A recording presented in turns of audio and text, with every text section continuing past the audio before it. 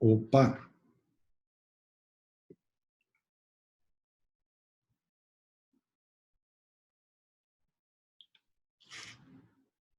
Fala aí, Marcão.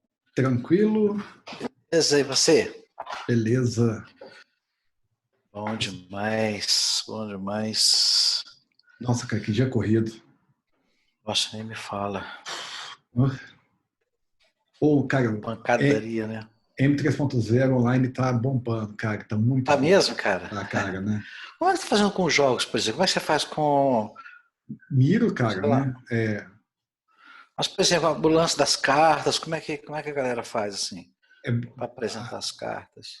dá uma olhadinha depois nos templates que a Débora criou, tá? Então a gente fez um trabalho nesse sentido, mas aí, né, tem os mecanismos de interação para o pessoal coordenar em relação a esse ponto, né? Essa parte a gente vai até rodar amanhã de manhã em particular, mas essa vai ser feita com o pessoal fazendo gestos mesmo com os dedos, né? Ah, legal. Porque eu acho que tem um aplicativo, não tem? Que as pessoas podem Tem, online virar as cartas? sim, sim, já tem Não os sei que aplicativos também tem, né? que eles vão poder usar. Ou ele faz o aplicativo na carta dele e mostra, né? Sei lá. Exato. Até essa dinâmica de rodar amanhã de manhã. Mas tá sendo legal, Ah, cara, tá legal. tendo muita interação.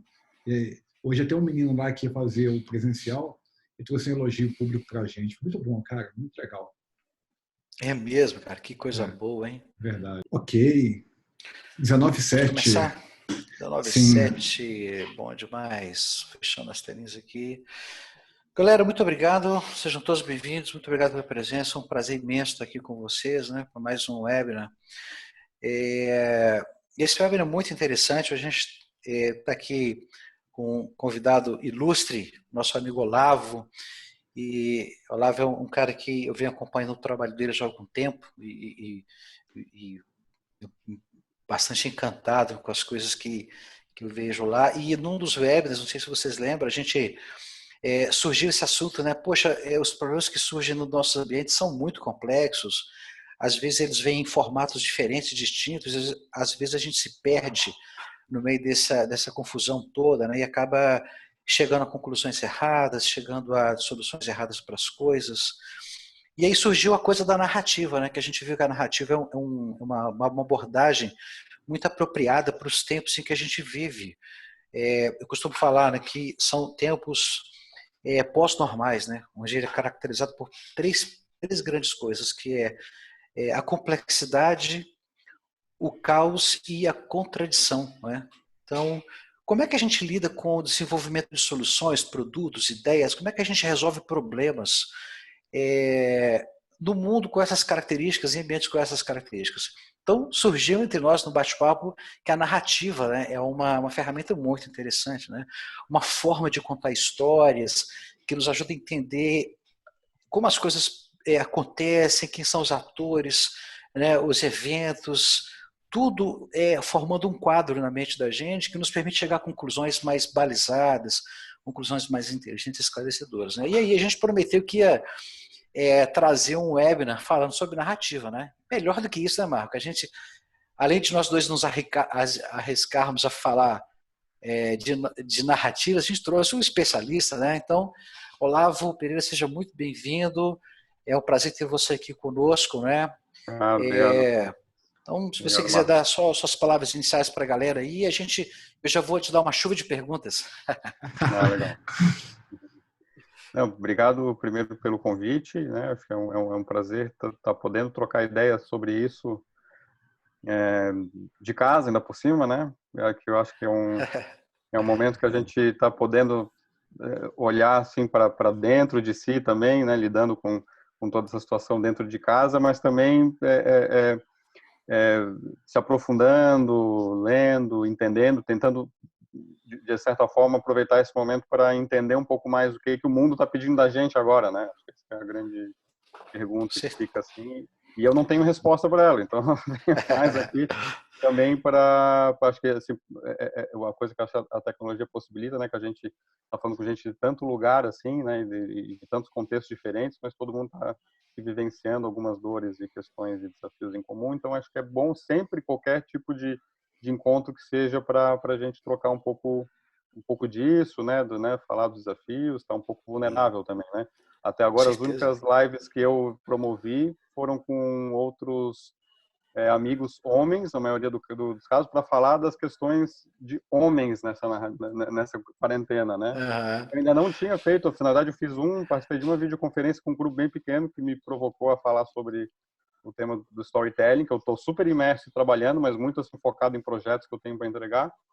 E então é legal que eu possa, nesse momento, parar para falar com um público um pouco maior e ser mais provocado também, até a sair da minha zona de conforto e olhar o tema da narrativa sobre outras perspectivas, né? Então hoje eu estou aqui muito mais para me abrir para Legal. isso e trocar com vocês sobre essas ideias.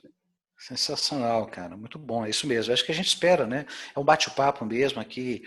Ninguém está se arvorando, ser o dono. Quem de nós hoje pode se arvorar, né? Ser dono do conhecimento e tal. Mas é claro que a gente ficou bastante interessado e te agradeço muito por você ter aceitado o nosso convite, né? Eu acho que antes da gente começar a falar um pouco aí do tema da narrativa mesmo, entrar um pouco no assunto, conta pra gente rapidamente, Olavo, como é que é essa sua história com essa coisa da narrativa, né? Porque tudo tem uma história, né? Então você já pode contar pra gente uma história de como é que você começou com isso. Eu percebi que hoje você tem um método, né? Eu tenho estudado o seu método, seu site. Depois eu até vou compartilhar, se você me permitir, compartilhar seu site aqui pra galera ver e tal.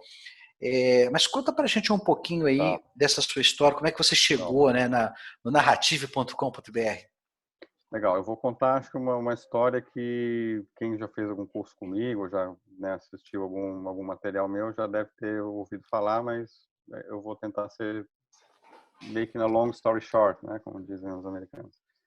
Mas eu acho que o que eu estou me propondo a fazer hoje tem a ver com uma inquietação que eu tive uns 5 anos atrás, quando eu estava ainda trabalhando numa empresa especialista em apresentações corporativas, que foi assim um dos trabalhos ao qual me dediquei no período que eu morei em São Paulo, e lá eu conheci muito esse universo da comunicação corporativa, prestando serviço para as grandes empresas, né? Eu trabalhei com mídia digital out of home, trabalhei dentro de agência, né? Trabalhei com podcasting, na época que eu estava começando ainda, né? Na primeira onda do podcast. E, e aí eu acabei descobrindo esse universo de apresentações, né? Quando eu me encantei com isso, porque eu tinha, apesar de ser jornalista, né? Trabalhar ter trabalhado com cinema, né? Ter Comunicação. estudado cinema, comunicação, eu entendia também, eu não via o PowerPoint como uma ferramenta de comunicação estratégica importante. Eu não via como que, pô, eu sabia escrever roteiro para vídeo, cinema, mas eu não via como é que existia. Eu fui descobrir que existiam pessoas que escreviam roteiros, né, e planejavam histórias usando o PowerPoint. Aquilo foi um choque para mim. E aí, quando eu conheci esse universo, né, e comecei a aprender que ali é mais uma oportunidade de você planejar a sua comunicação, você usar de forma estratégica, né, uma apresentação, e aí se libertar daqueles paradigmas, né, de que uma apresentação tem que ser, você tem que projetar tudo que você fala, um monte de bullet point, aquela coisa que uma coisa não encadeia com a outra, um monte de número, coisa, né, letrinha pequena e tal. E aí você entender que não, que você pode planejar e usar aquilo como pano de fundo, né, ilustrar, né, quase como um filme, né, como se você estivesse dentro de um filme com cenas e tal. Aquilo me encantou muito. E aí eu acabei muito também adquirindo essa especialidade de treinar pessoas para fazer apresentações. Só que aí Legal. eu estava num momento que eu estava muito me questionando, assim, falando, cara, olha só, eu ensinando os outros a fazer apresentações, eu nunca imaginei que eu ia ajudar alguém a se preparar para falar diante do público. Eu que sou super tímido, eu não sei, eu não tenho traquejo para falar, vocês vão perceber isso aqui, que eu não tenho nenhum traquejo para me comunicar com muita gente, eu sempre fico muito nervoso. E aí, como é que eu estou fazendo isso hoje, né? E aí eu estava nesse momento justamente um pouco inquieto também com a trajetória que a minha carreira estava tomando naquele momento nessa empresa e estava querendo já fazer alguma outra coisa. E eu também só querendo achar o sentido disso, né? E aí eu comecei pesquisando sobre o tema de storytelling, eu encontrei um especialista que falou que, ó, você quer começar a pensar em histórias, tem que olhar para como é que a sua história é contada hoje no Google, na internet. Vai lá no Google, abre aspas, bota o teu nome completo, fecha aspas. Eu fiz isso, botei lá, abre aspas, Olavo Pereira Oliveira, fechei. E aí Legal. saiu um monte de matéria falando sobre o especialista de apresentações, super apresentações, para lá e para cá. Eu falei, cara, eu estou fazendo isso há 5 anos, assim, eu tenho 35 anos na época, né? E aí eu tô 5 anos, e aí 70% do que tinha, eu fui olhando, assim, todas as páginas de pesquisa eram sobre isso. Eu falei, cara, isso não tem a ver comigo, assim, não é do meu DNA. Mas aí eu resolvi pesquisar um pouco na minha biografia, onde que estava a primeira apresentação que eu fiz na minha vida. E aí eu me lembrei de um momento lá na quarta série, que eu fui fazer numa viagem pedagógica a Petrópolis, onde a gente estava estudando história do Brasil Imperial, e aí foi visitar lá o Museu Imperial, né, conhecer a história da coroa portuguesa quando veio para o Brasil fugindo das guerras napoleônicas. E lá a gente tinha como uma das missões fazer uma apresentação. Eu digo que é uma apresentação porque me deram um textinho pronto para eu decorar. Eu passei por ele ali umas semanas antes e estava com ele na cabeça. E aí eu tinha que agora falar esse texto na frente de uma grande audiência, com câmeras e tudo mais, dentro do Palácio de Cristal, em Petrópolis, vestido como Dom João VI. Estava todo vestido Que legal. Isso significava que eu era a segunda pessoa a falar, né? Napoleão falava das guerras napoleônicas, eu era o segundo. E aí todo mundo me olhando e eu fui lá dar o meu texto que eu estava na minha cabeça. Só que aquele texto eu falei 30 segundos e ele sumiu. E aí deu mais uns 30 segundos de branco total, pareceram 3 horas. E aí eu pulei o texto e corri, falei rapidamente e tchau. E aquela experiência foi a minha primeira experiência de apresentação, que foi traumática. Assim. Depois eu lembro que eu recebi a fita VHS em casa e joguei aquele, não queria mais saber daquilo. Eu tinha até esquecido desse episódio. De repente ele me veio, como falei, cara, olha só, minha primeira apresentação eu travei total e hoje eu estou ajudando as pessoas a fazer a apresentação. Mas aí eu fui me conectar. O que eu tento trazer da minha trajetória, que eu realmente acredito que faz sentido eu estar fazendo isso, apesar de ser uma coisa que é totalmente antinatural para mim, né? Falar em público, eu acho que é algo totalmente antinatural. Tá entre os maiores medos das pessoas. Tá saindo muito bem até agora. Mas é que nem medo da morte, né? Mas morrer é natural. Falar em público não é natural, né? Acho que são as coisas diferentes assim. Mas tá entre os grandes medos da humanidade. E aí eu fui me conectar um pouco o que de fato eu acredito que eu agrego a quem eu vou ajudar a fazer uma apresentação. E aí tinha a ver com uma outra memória que eu resgatei do meu passado, que aconteceu um ano antes daquela apresentação malfadada, que foi quando eu me apaixonei por um filme chamado De Volta para o Futuro. Foi a minha primeira paixão cinematográfica. Boa! E aí, quando eu assisti aquele filme que a minha irmã gravou numa fita lá, uma tela quente que tinha passado e deixou lá esquecido no videocassete, eu coloquei, dei play umas 30, 40 vezes, assisti aquele filme e decorei as 2 horas de diálogo do filme. Que então, legal! Ponto. Eu não tinha dificuldade para decorar um texto. O problema é que, como eu não estava conectado com aquele texto pronto que me deram, ele sumiu da minha cabeça na primeira ocasião. Já o filme era uma experiência que conectou-se comigo de uma forma tão profunda, né, que eu de fato decorei, né, no sentido da palavra, decoração. Aquilo se conectou comigo de uma forma que fez parte, né, e de certa forma me motivou, inclusive, a querer ir para essa trilha de trabalhar com vídeo. Com 14 anos eu vendi videogame, vendi bicicleta e comprei uma ilha de edição de vídeo. Eu editava vídeo com os amigos e tal. E aí querer trabalhar com jornalismo, com cinema, isso teve um papel importante na minha vida, né? E isso tem a ver com o que eu acho que é para que serve o storytelling, de certa forma, por que eu quis trabalhar com isso. Porque ele serve para promover conexão com as pessoas, né? A gente utiliza essa mentalidade de pensar em uma história para se conectar com o outro, né? Existem outras formas, né? Tem pessoas que usam retórica, técnicas de como é que você, né, de oratória assim pura, de linguagem corporal, expressão verbal. Para mim era esse caminho. Isso fazia sentido para mim. Então aí que eu, de certa forma, isso foi o pontapé para eu abrir a narrativa e começar a fazer os meus trabalhos, e inclusive o método que eu passei a adotar, que chama-se o mapa da narrativa, que tem muito dessa questão de buscar como é que eu faço esse caminho para achar a máxima conexão que eu posso ter com aquela mensagem que eu quero comunicar. Basicamente é isso. Legal. Nossa, muito bom, né? Porque você trouxe uma narrativa legal pra gente. Como você chegou nisso, né? Toda uma história, né, Marco? Achei sensacional a ideia da conexão, né? A ideia também como você usou a palavra decorar, para mim foi uma novidade sensacional. Interessante. Não tinha pensado nisso, né, Marco? Exato. O negócio é esse, a gente às vezes, quando eu estava me olhando no Google, eu via muito texto, eu repetindo o texto pronto. E é isso que é o negócio. Quando você vai se pesquisar, então, até fica a dica, se quiser se pesquisar, né? Que todo mundo já deve ter feito isso aqui alguma vez, né?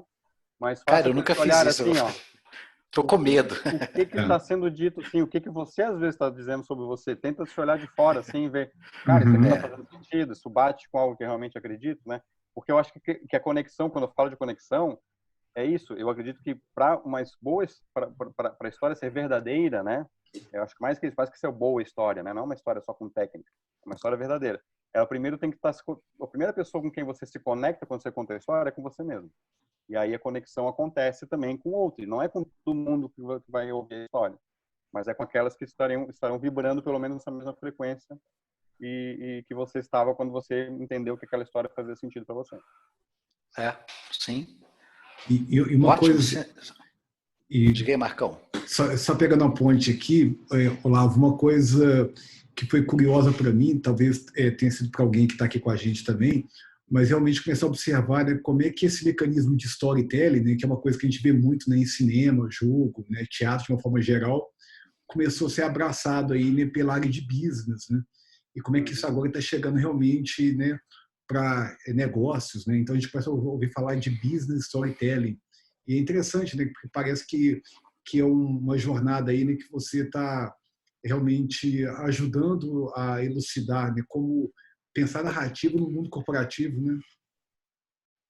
Eu acho que isso tem a ver com uma certa crise que eu acho que a gente viveu, não sei se nesse século, quando acho que a comunicação, você falou um pouco desses termos, né, do mundo da complexidade, do caos e das contradições. Eu acho que algumas das contradições e complexidades que a gente adquiriu no último século em termos de ferramentas, né, de forma de se comunicar, de mídia, né, explosão das diferentes mídias e tudo mais, eu acho que isso de alguma forma afastou um pouco a gente de algumas práticas muito essenciais, né, coisas que já estão assim presentes no nosso DNA desde os ancestrais, né?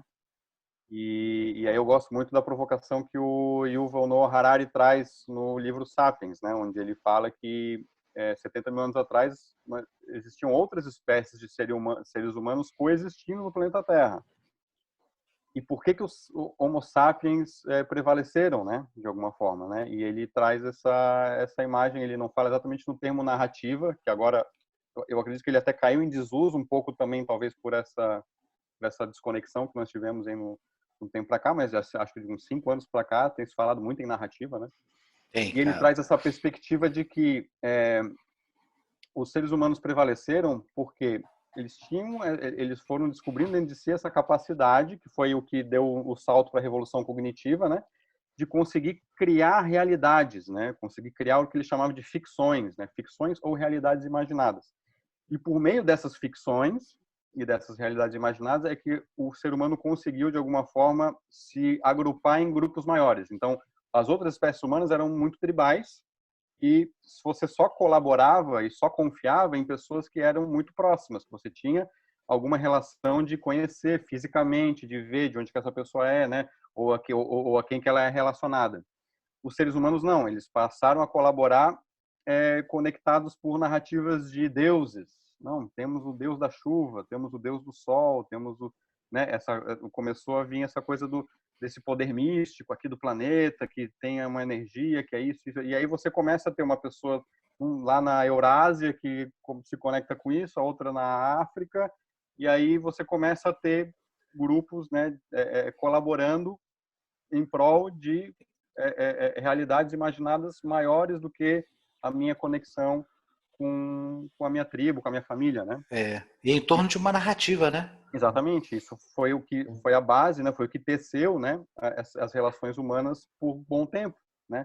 Da forma os seres humanos começaram então a prevalecer diante de outras espécies e começaram a promover as outras revoluções cognitiva, agrícola, porque sempre tiveram essas narrativas presentes no seu dia a dia, né? Então, se lá atrás era mais ligados ao misticismo, a deuses, aí começaram a vir as instituições, que começaram a se conectar com isso também, então as instituições passaram a ganhar também seus poderes, né, divinos, aí vieram as leis, as regras, e de certa forma, se a gente traz isso para o mundo de hoje, o que são as corporações, né, grandes narrativas, né, coletivas, isso aí, que só existem dentro da nossa cabeça, não existem fisicamente, né, além né, ou de paredes de escritório e de andares de prédios e galpões de fábrica, mas elas são também, as corporações também são grandes ficções, a qual muitas pessoas, às vezes, no mundo inteiro se conectam porque, né, quem trabalha, às vezes, em multinacional está conectado por determinadas narrativas que estão construídas dentro daquela corporação. Não, assim, e trazendo para o mundo atual, né, Olavo, e nesse momento que a gente está vivendo, eu assim, cara, eu fico me deliciando na TV com a quantidade de narrativas múltiplas que estão surgindo para explicar o que está acontecendo, né? Você tem uma narrativa que conta a história econômica, você tem a narrativa que conta a história de alguém que não atendeu ao isolamento social, você tem uma narrativa que desafia essa, fala, não, mas tem gente que tá conseguindo, sem distanciamento social, é o horizontal, é o vertical. Então começam a surgir os jornalistas, né, cada um argumenta, e de repente muda um ministro que tinha uma narrativa e chega o outro com uma outra lógica, com uma outra forma de contar o problema. Não, o nosso problema é a logística, o nosso problema não é o distanciamento. Então, é isso, a narrativa está presente em praticamente toda a nossa vida, né? Sim. E aí o mais curioso que eu vejo, Olavo, é que quando você vai, às vezes, dentro de uma empresa, vamos imaginar um cara que resolve a missão de resolver um problema da organização. E aí, quando ele chega naquele momento, ele esquece um pouco que no dia a dia ele usa e às vezes começa a usar métodos muito estanques, lista de requisitos, problemas, tudo muito matriciado. E aí ele leva aquilo para as pessoas, né? As pessoas tentam, mas o que significa isso, né? As pessoas gritando para ele falar uma narrativa. Não, veja, essa aqui é a lista dos problemas, esse aqui são os drivers, não sei o que, parará.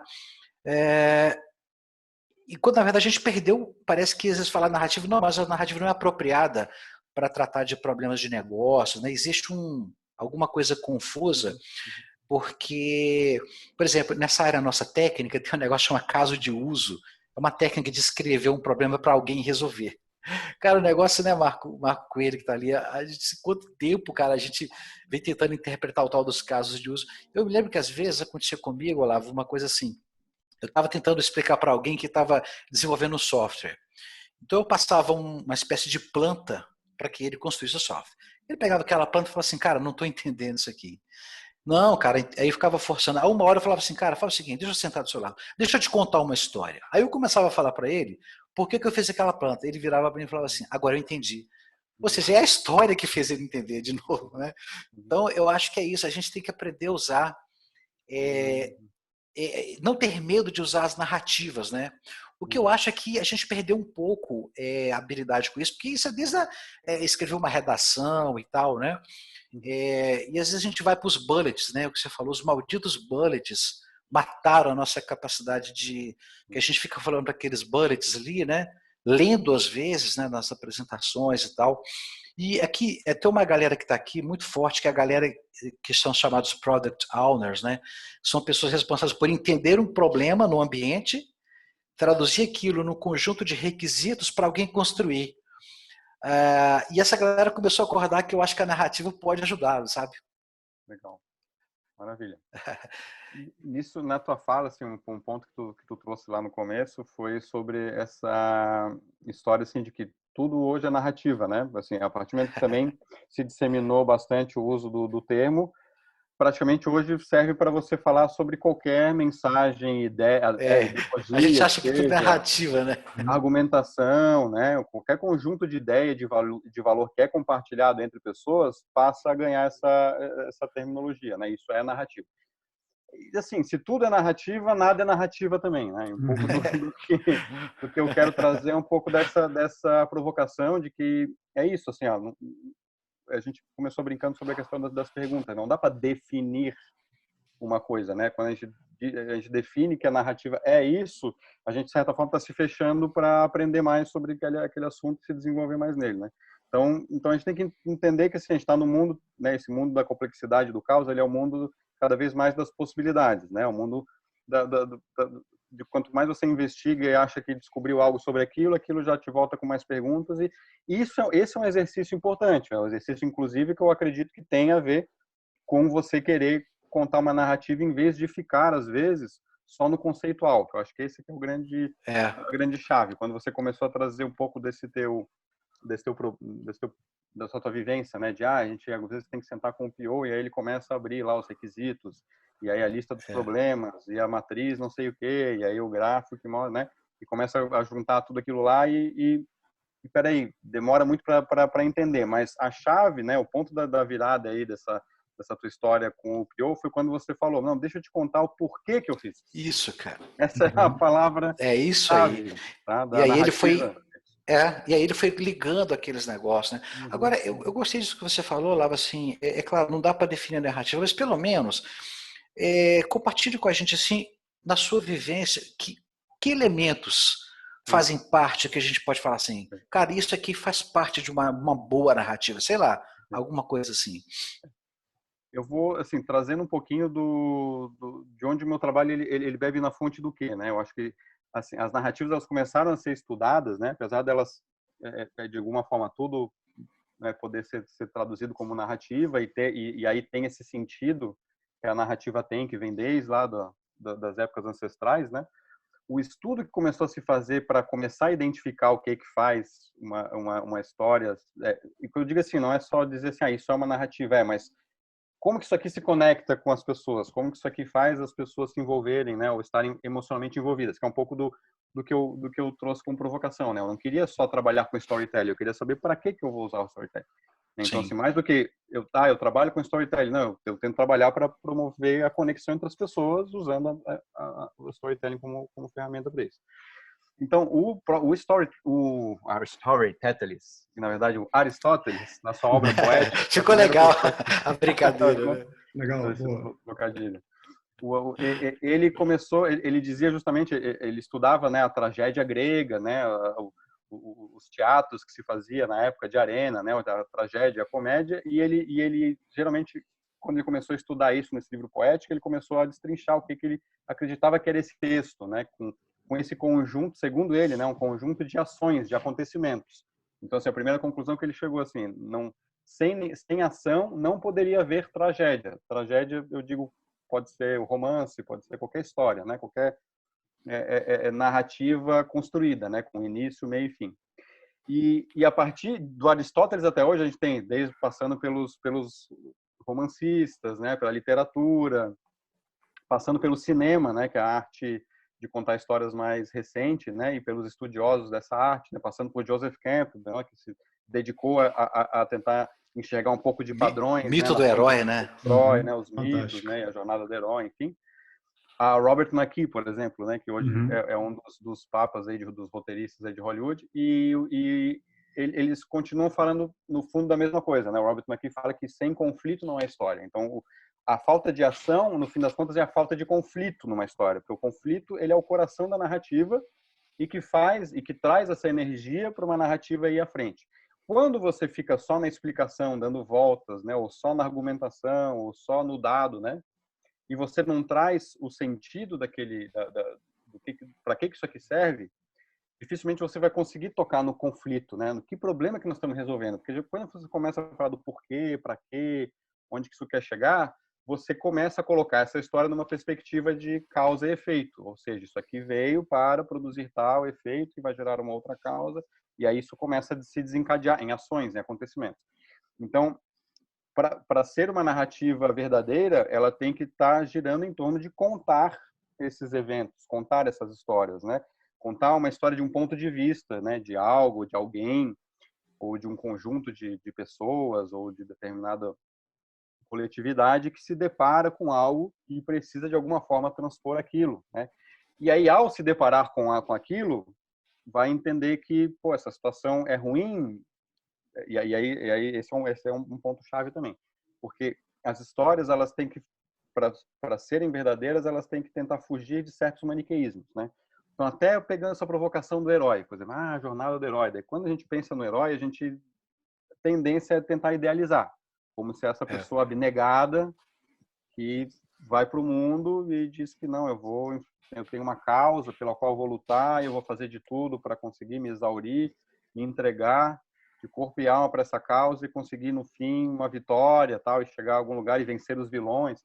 E a gente tem que tomar cuidado para não cair muito só nesse mesmo maquineísmo, porque esse herói ele também tem vulnerabilidades, né?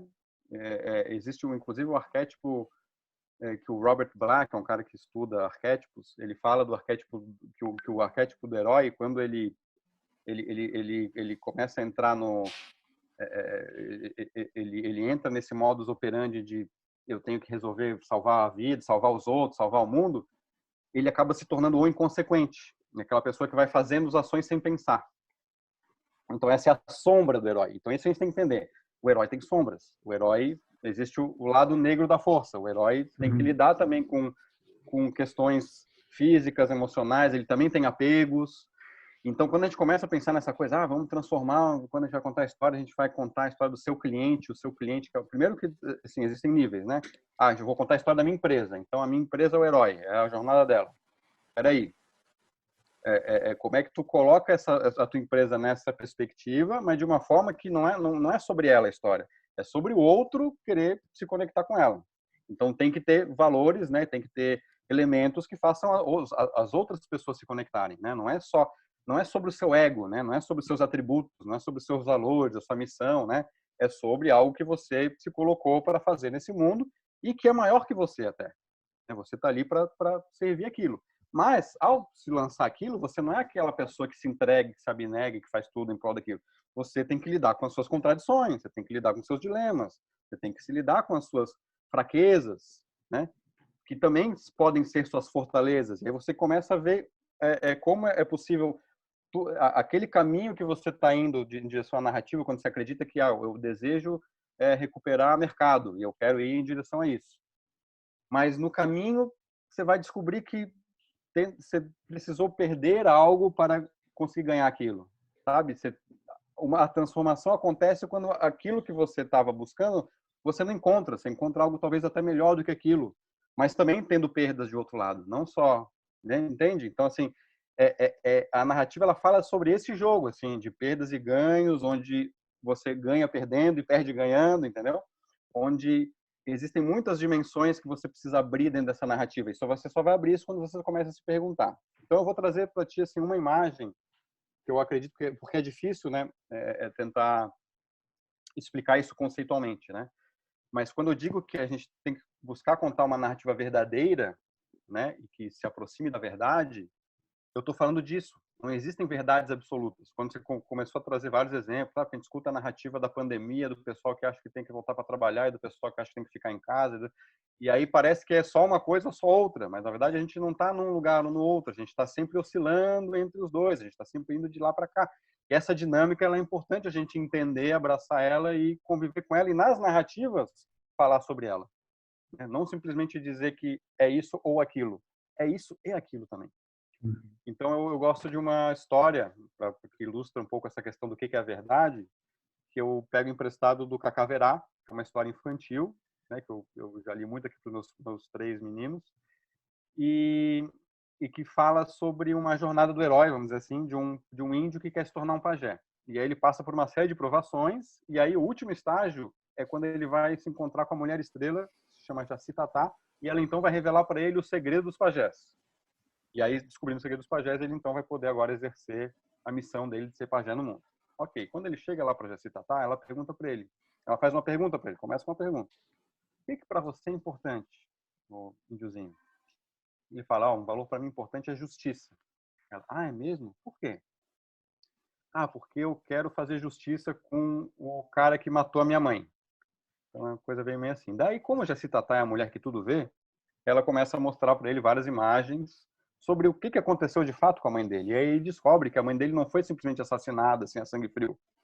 Ele descobre que ela doou a vida dela para o espírito da floresta para salvar o irmão, que tinha arrumado uma encrenca lá com o espírito da floresta. Então foi uma doação consciente dela. E aí quando ele descobre esse outro lado da história que ele não sabia, ele fica extremamente envergonhado. E aí ele fala para ela, olha, eu nem quero mais saber desse negócio de ser pajé, vou embora lá para minha roca, tchau.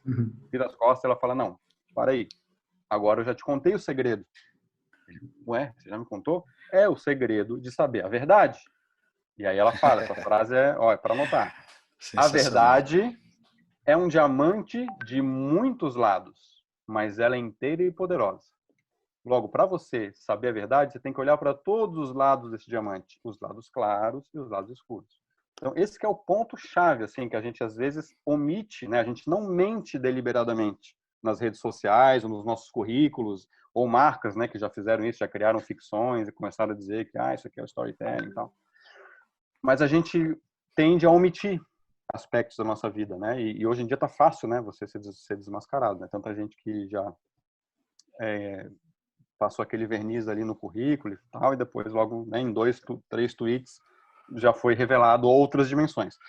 Então esse é o ponto. A gente tem que parar de às vezes querer só, né? A gente vai às vezes uma timeline de Instagram, é tudo lindo, maravilhoso, né? A gente tem que saber operar essa comunicação nesse nível dessas conversas que vão tocar em assuntos difíceis. Que a gente tem que saber se colocar nos assuntos difíceis, a gente tem que saber se comunicar nesses assuntos difíceis e tem que saber se vulnerabilizar neles. Sim. Tem que dizer que a gente não entende de tudo, mas a gente está aqui buscando, né? Eu já vi muito caso assim, de gente que faz palestras sobre cultura de paz, mas porque eu conhecia a vida pessoal da pessoa, eu sabia que ela tretava pra caramba os outros, né? E aí e aí você começa a cair nas incoerências, né? E tudo bem, não quer dizer que você tem que ser o senhor da paz que é zen e que não vai tretar com alguém no trânsito. Mas você precisa pelo menos se assumir incoerente. Assumir que é difícil, é um exercício, a gente tenta, mas a gente vai buscando para chegar a algum lugar. E as narrativas elas têm que falar desse lugar, não do lugar da verdade absoluta, da minha missão que é essa, do meu valor que é esse, está definido, mas desse lugar de abertura, de busca.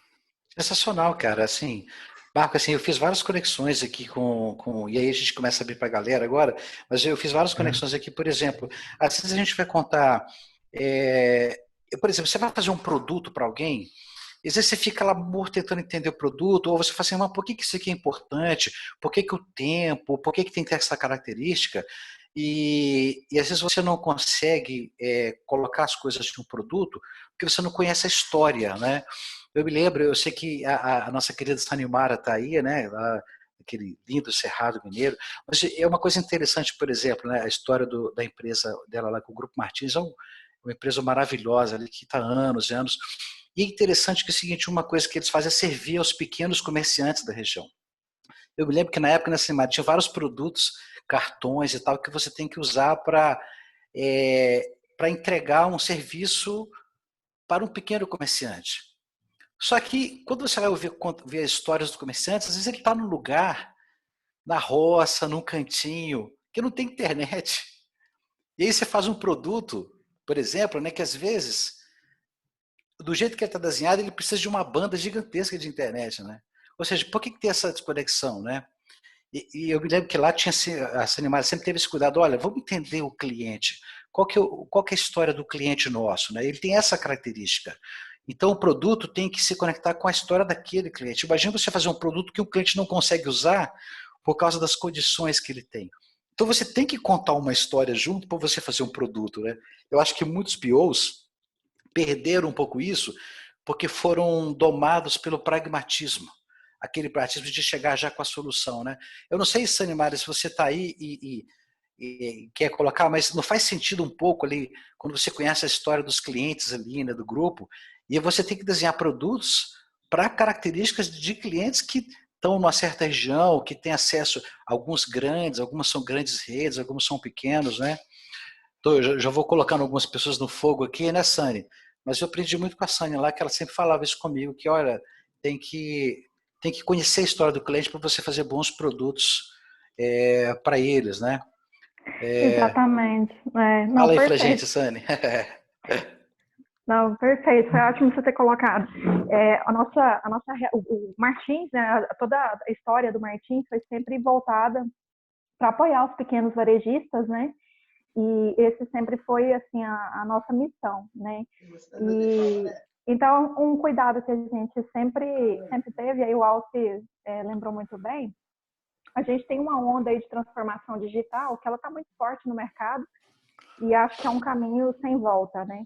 Mas sempre que a gente vai criar algum produto, é uma preocupação que a gente tem, porque às vezes é um produto muito inovador, né, muito moderno, não é exatamente o que vai atender a necessidade do nosso cliente pequenininho lá na ponta, né? Então, assim, o Martins hoje atende clientes lá no Amazonas, em Manaus, né? Na região norte ali, no Brasil inteiro. E a realidade dos clientes ela é muito diferente, né? De um cliente de pequeno, de médio porte ou um cliente grande aqui do Sudeste. Então, a gente tem aí essa diversidade mesmo de perfis dos nossos clientes, né? Isso mesmo, Sani. E interessante que isso essa ideia, essa história tem que ser transmitida para a funcionalidade que você vai criar, para a interface do produto, né? Tudo isso tem que estar conectado com a história daquele cliente, não é de outro cliente, né? Diferente da história do cara do Nubank e tal. E a gente às vezes cai, eu já caí várias vezes dessa armadilha de pensar tecnicamente, não vamos pensar na solução. Poxa, mas sem falar da história que nos leva a ter um motivo, né? Ninguém acorda querendo, com vontade de criar uma solução. Ela emana de um gatilho, de alguma coisa. E eu me lembro que várias vezes nas conversas que a gente tinha na Squad, lá, né, Sani, aquela tentativa só de ajudar a gente a entender, gente, esse produto aqui vai para o cliente que está nessa condição, então o produto tem que se encaixar na história dele, né? Olha aí a narrativa do cliente ajudando a construir um produto, né, Sani? Exatamente, Alcio. Eu acho que esse é um desafio nosso, né? A É gente isso aí. sair dessa questão desse viés técnico, né? E olhar realmente assim para a necessidade do cliente e trazer Oi? Peguei o que ela falou, a Sani colocou, né? Que é isso. Você Olavo, assim, porque eu achei que tem uma conexão grande, né, com o que você falou, né? Tem um negócio que a gente usa, né, que é a jornada do usuário. Cara, essa técnica é muito disseminada entre os POs, que é basicamente você conta o momento em que ele entra em contato até o momento que a necessidade dele é satisfeita. Isso para mim é um storytelling, né?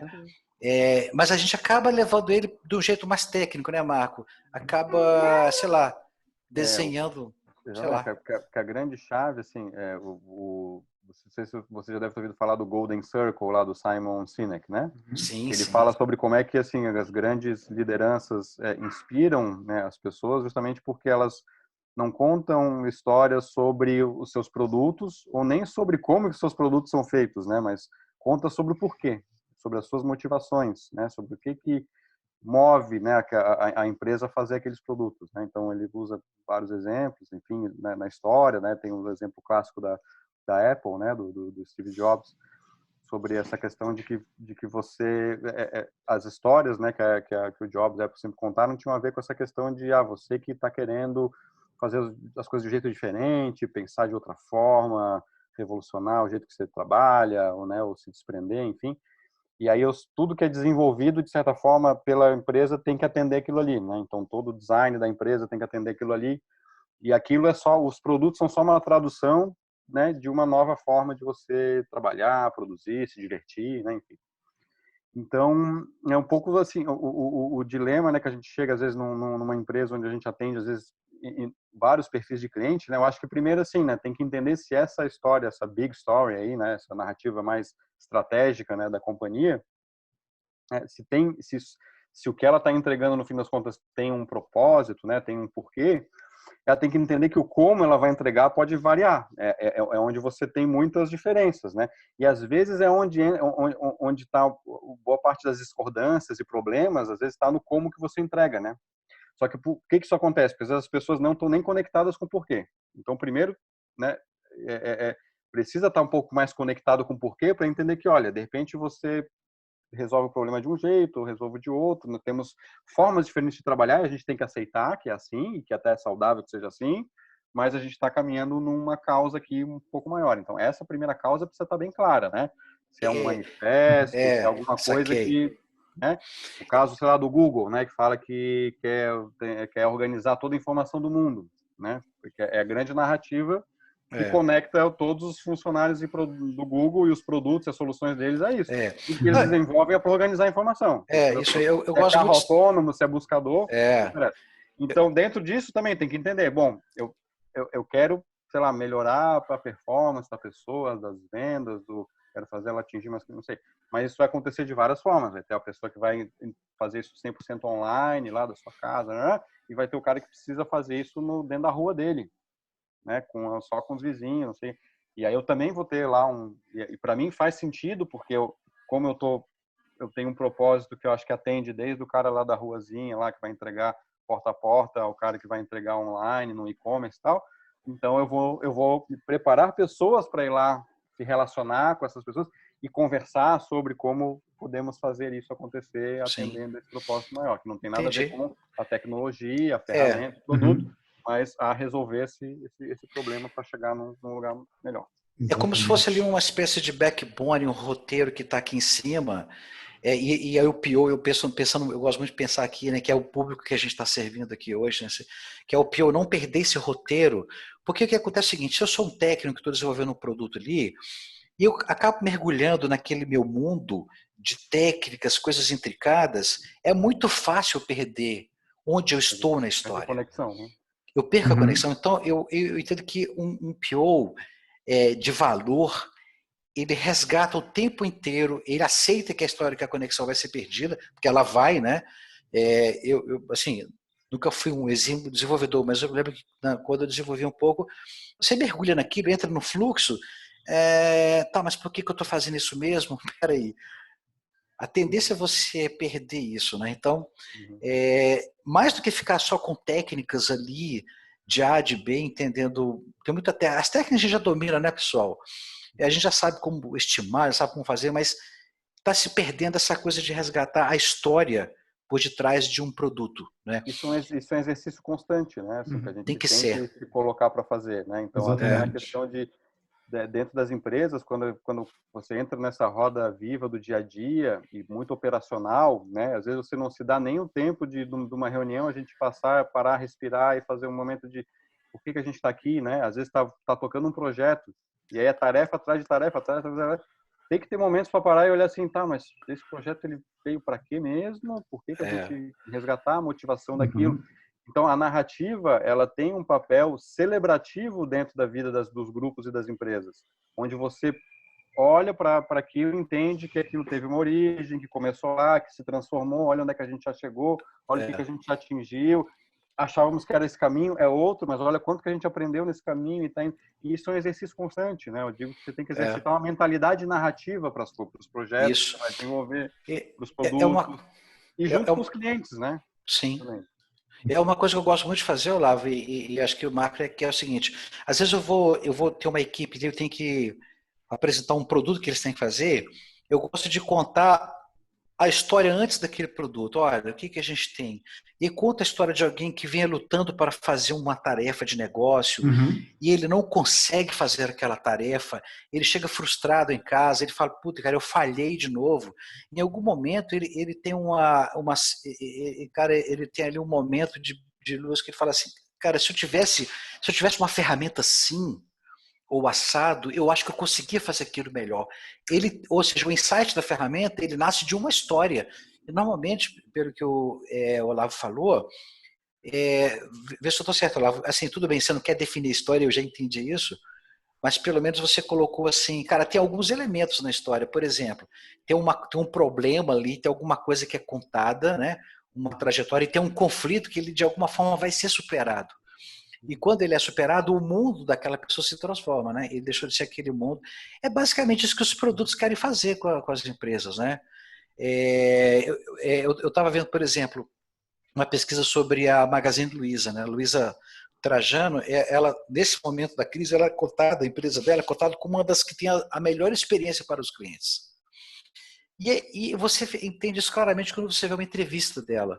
Quando você vê uma entrevista dela, que ela fala do site ou do app, ela sempre conta a história de algum cliente, né? Ela sempre fala da Dona Maria que vai comprar um produto. Então eu percebo, cara, por isso que os produtos dela são de tanto sucesso. Sim. Porque ela sempre pensa na história de alguém que comprava na loja dela. Exatamente. E Eu acho incrível isso isso é nela. uma prática, né? Porque assim, é uma prática da liderança tá sabendo contar histórias e se envolver com essas histórias. E mais do que isso, né, é viver as histórias, né? Porque a gente Uhum. não adianta querer contar uma narrativa verdadeira se é uma coisa só que fica só ali no papel, que fica só lá no quadrinho bonitinho, pendurado lá, ou que fica naquele que eu até construí uma vez lá, fizeram uma agência, montou para mim lá uma história, botou no site, fez um vídeo institucional, colocou lá, só que aquilo vira um protocolo, né? Se não é de fato vivenciado, se não é uma coisa que realmente eu pratico, né? Porque é isso que eu estava comentando, né? A gente é confrontado nas narrativas verdadeiras com a ação. Então, Sim. assim, o cara está num problema, vivendo um problema com a empresa, pode ser o colaborador, o cliente, né? É justamente quando ele está vivenciando esse problema que a história bonita que a empresa contou para ele lá precisa agora aparecer. É isso aí, sempre no cara. momento do desafio, da dor, do problema, que vai ser lembrado, né? Esses dias me perguntaram, como é que pode fazer os Exatamente. colaboradores se lembrarem do propósito da empresa? É no momento do problema. Não é, Sim. é na hora que você foi lá, agora tá a pandemia. Então, agora vai ter um problema, vou ter que ficar um mês fechado, demite todo mundo, corta o salário, tá? Demite todo mundo. Eu escutei até de empresário falando, não, tudo bem, eu demito 22 mil, fico lá, tiro meu patrimônio está preservado, e aí o pessoal vai ficar sem emprego, e agora, né? E joga para as pessoas. Ou não, você vai ter uma atitude, como a própria Magazine Luiza teve, não, de ainda fazer doação, de manter os empregos, ou às vezes fazer, não, nesse ano não vai ter bônus, vai cortar na carne aqui, né, para poder... Então, nessas ações você vai ser lembrado, porque você, de fato, não só conta as Isso histórias, mesmo. você está vivenciando isso. Então, Eu isso acho é que importante. nessa linha do que você está falando, aí só para a gente finalizar, eu vejo que uma ideia importante é o seguinte: você, dentro das empresas, o melhor jeito da gente fazer soluções, eu acho que aí um recado para nós que somos POs, né? Traz o cara que está enfrentando problema, o cara do negócio, o cara do atendimento, o cara da área tal, traz ele para dentro e fala para ele contar para a equipe. Cara, conta para a equipe aqui o pepino que você está enfrentando lá no atendimento. E o cara vai contar. Mesmo que depois o time tenha que voltar a discutir coisas técnicas, features, mas aquela história, ela permanece no time e fala, cara, eu entendi, pô, aquele cara tá todo ferrado lá no atendimento, o cara fica no balcão pressionando ele, o software que demora, ou dá uma informação errada, ou o cliente quer brigar, ofende ele, o cara vai para casa. Toda essa história fala assim, cara, eu entendi por que eu tenho que reduzir o tempo de resposta, porque o cara não está na sala dele, ele está com 50 pessoas na fila. É diferente, né? O tempo de resposta de um produto com 50 pessoas na fila ou de um que você está num quiosque sozinho. As experiências têm que trazer um pouco isso. E a chave para isso funcionar é exatamente isso. Assim, quando você se aproxima, né, dos problemas com qual você está lidando, né, e aí você traz um exemplo, vamos trazer aquela pessoa e escutar ela e perguntar e ouvir, você está promovendo que é uma ferramenta, assim, é um princípio fundamental de qualquer narrativa, né? Eu listo assim 5 princípios que são fundamentais, que é a empatia. Então, toda a isso é história legal de ela ouvir. precisa de alguma forma começar a estabelecer empatia com você desde o começo, né? Quando você vai entrando em contato com aquela história, você vai começando a entender um pouquinho daquele ambiente que a pessoa está vivendo e até ela se deparar com algum conflito, né? Então, o conflito é o que vai, inclusive, ajudar a reforçar ainda mais a empatia que a gente vai ter com a história, né? Então, vou citar até um exemplo, assim, eu tenho uma campanha, eu gosto muito, que eu mostro nos meus cursos, de uma história que foi contada por uma espécie de um órgão Detran da Austrália, né? Que estava numa campanha para reduzir a quantidade de acidentes nas estradas e mortes, né? Especialmente mortes. E aí eles fizeram uma experiência, um experimento social, né? Foram entrevistar um cidadão, né? E aí perguntar para ele assim, o que nós tivemos no nosso ano passado nas nossas estradas 250 mortes.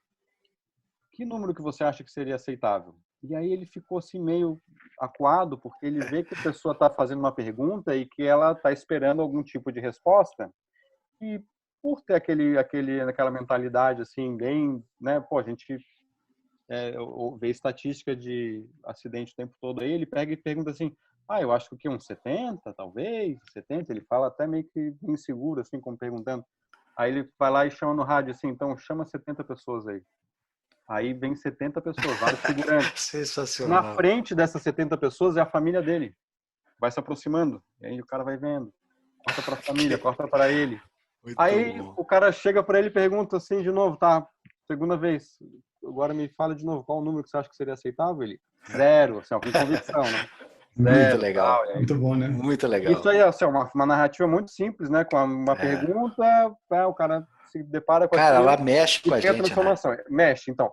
E aí uma discussão que eu faço sempre assim, mas você tem empatia por esse cara quando você faz aquela pergunta e ele responde aquilo? Não, porque eu responderia diferente, tá? Mas você entende a cabeça do cara. Por mais que não seja, você não iria fazer a mesma coisa que ele. Isso é importante. A empatia não é que você vai agir igual a outra pessoa.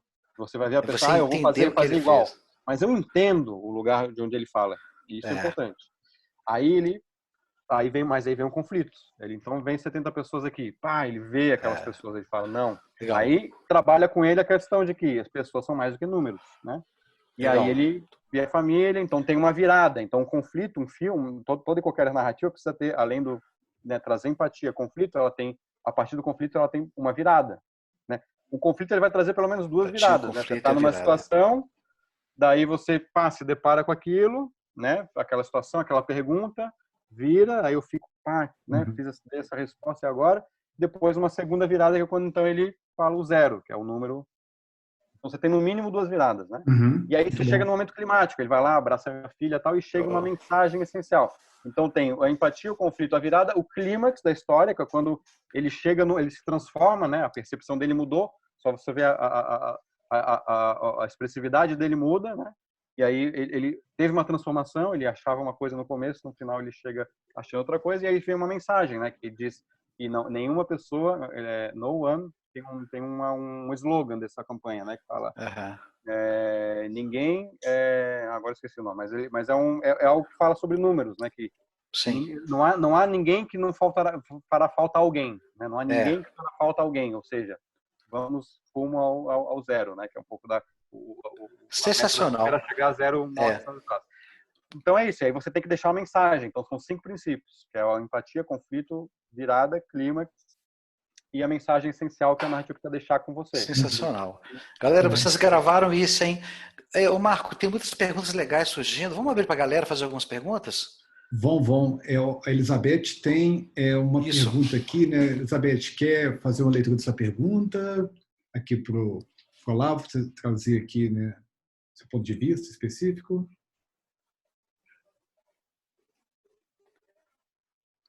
Elizabeth está com a gente aí?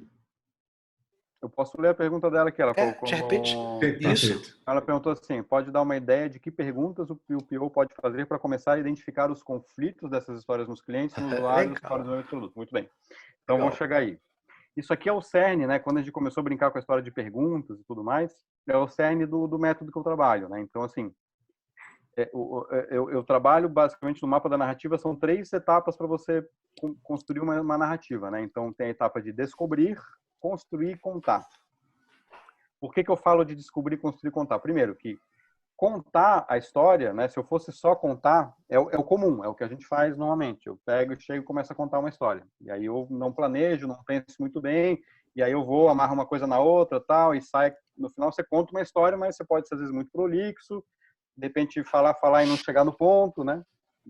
Aí existe o passo construir, que é, peraí, não, antes de sair simplesmente falando, eu vou construir o que é a minha ideia, daí você vai lá e começa a escrever bullet point, né? Planejei um pouquinho, tal, vou contar isso aqui. Eu acredito que também não é só construir. Eu dou esse passo anterior, que é o descobrir, porque muitas vezes não está clara a história que a gente tem que contar. Então a gente tem que começar a se fazer perguntas para então chegar nas mensagens que a gente quer comunicar. E aí são 4 perguntas fundamentais, né? Eu diria que tem até 5 perguntas, porque antes de tudo, assim, acho que talvez o primeiro passo é entender qual que é a intenção que você tem com a narrativa, né? E aí, quando você só de pensar na intenção, você já vai acessar as 4 perguntas que eu falo que são bem fundamentais, que é sobre motivação, desafio, meio e impacto. Você precisa entender por que você quer contar essa história, qual que é a sua motivação para contar a história. Você precisa entender que desafio que você está querendo que essa história pode te ajudar a lidar, como que você vai, então, contar essa história, né? Porque você pode fazer isso de várias formas, e que impacto que você quer gerar com essa narrativa, né? Basicamente, são essas 4 perguntas para começar a desenhar só o universo da história. Depois, você precisa, definindo essa intenção de forma mais clara, aí você vai, de novo, se fazer essas mesmas 4 perguntas, só que agora mais dentro desse universo já guiado pela intenção. Então, se eu entendi que eu vou contar a história aqui sobre o meu produto, que tem a ver com como é que foi a criação. Então, você vai entender por que foi criado o produto, você vai tentar entender que desafio esse produto veio resolver no mundo, qual foi a estratégia que esse produto buscou para resolver esse problema, ou está buscando ainda, e que impacto esse produto quer gerar no mundo. São essas 4 perguntas essenciais. Mas aí tem mais uma pegadinha também, que muitas vezes quando você pensa sobre essas perguntas, a ideia é que você não pense muito, você dá a primeira resposta que vem na cabeça. A chave está na segunda pergunta. Depois que você falou, esse produto veio para ajudar as pessoas a vender mais. Aí você vai tentar, aí você faz a pergunta, mas por que vender mais? Para que vender mais? Tá, não, é para poder ter tal resultado. Mas por que precisa ter esse resultado? O que isso quer dizer? O que é um resultado para você? Aí você vai fazendo outras perguntas, outros porquês para ir destrinchando essa história, né? E nesse primeiro momento, eu estimulo muito, né? Meio que como um design thinking, assim, tem essa coisa de você primeiro abrir, né? Pensamento divergente, explora, né? Se for o caso, escreve assim uma narrativa só sobre a motivação, sobre o desafio, sobre o meio. Depois que você refletiu, conversou, escreveu, você vai extrair sínteses, que aí vão ser as mensagens importantes para a sua narrativa. É quando você começa a se fazer essas perguntas, você começa a chegar em coisas mais concretas, em imagens, né? Agora eu entendi que isso aqui é porque a pessoa lida com esse dilema aqui. Então, esse dilema aqui tem algo interessante para a gente trabalhar como elemento para a história. Então, eu vou extrair esse elemento aqui que falou sobre como a limitação, né, de conhecimento pode afetar a venda, enfim, você começa a fazer essas conexões que às vezes num primeiro nível está meio raso, né? Porque quando você fica num nível muito raso, a história fica conceitual, fica explicativa, né? E quando você começa a se perguntar por quê, aí você vai chegando no cerne, né, daquilo que a história é. Que a história ela não é sobre a sua empresa, ela não é sobre o seu produto, ela não é sobre a sua ideia, ela é sobre um tema, ela tem algo sobre qual essa história é. E no processo de descobrir é que você vai descobrir qual que é o tema da tua história. Sobre o que ela é. Não é só, às vezes não é só sobre vender. É sobre se tornar melhor, é sobre se desenvolver, é sobre, sei lá, viver, é sobre vida, é sobre outros valores que você vai tirar a partir disso, né? Que a venda, às vezes, é uma ferramenta para o quê? Para a prosperidade, para, enfim, aí você vai tentando desenhar o tema da tua história, que vai girar em torno disso. E a partir do momento que você consegue encontrar o tema, aí você consegue criar uma mensagem que tenha relação com esse tema, né? E a partir disso pensar qual que é o conflito dessa história, né? E você pode desenhar lá como a jornada do herói. Então agora eu sei sobre quem que eu vou contar essa história, quem que é o protagonista dessa história, né? Qual que é a força antagônica que está atuando aqui nessa história, né? Que eu entendi ali a partir dos desafios, quando eu pesquisei esses desafios. Quem é o mentor? Pode ser o produto, pode ser o projeto, pode ser a empresa que pode me ajudar esse protagonista a lidar com esses desafios aqui, com esse antagonismo, né? E, por fim, qual o tema que essa história vai ser sobre, né? O que eu não posso deixar de falar que realmente é sobre o que a história é, né? Que não é sobre mim, ou sobre o outro, ou sobre o cliente, é sobre esse tema, sobre esse contexto, né? Onde esse protagonista está situado, né? Eu vou pegar um exemplo de cinema aqui, tá? Quem conhece o filme Beleza Americana? Sobre o que é a história do Beleza Americana? Quem se arrisca? É um executivo, crise de meia-idade, né? Classe média norte-americana, que está ali vivendo a sua crise de meia-idade, enfim, se achando meio que um fracassado, tentando rever a vida dele e tal, né? Isso, num primeiro, quando a gente pensa sobre o que é a história, é um pouco sobre isso, né? Mas quando a gente vai ver o arco da história inteira, né? E pega justamente a primeira cena onde ele fala, né? Logo na primeira frase, que ele se apresenta, né? Fala, eu sou fulano de tal, moro, esse aqui é o meu bairro, esse aqui é a minha casa, esse aqui, né? Ele começa a apresentar para a gente a vida suburbana que ele vive lá. E ele fala, em 1 ano eu vou estar morto. O filme começa assim, né? E a primeira cena é ele acordando de manhã na cama, mas parecendo que ele tá numa cova, assim, né? Levantando daquele jeito, assim, indo tipo assim, ele fala, de algum jeito eu já estou morto. E aí quando a gente vê o arco da história inteira, a gente vê que o filme é sobre renascimento. Porque ele tinha o desejo dele no filme era, no fim das contas, foi disparado a partir do momento que ele conheceu a amiga da filha e passou a nutrir ali uma paixão e querer se tornar mais atraente para ela. E ele faz várias coisas no filme para isso.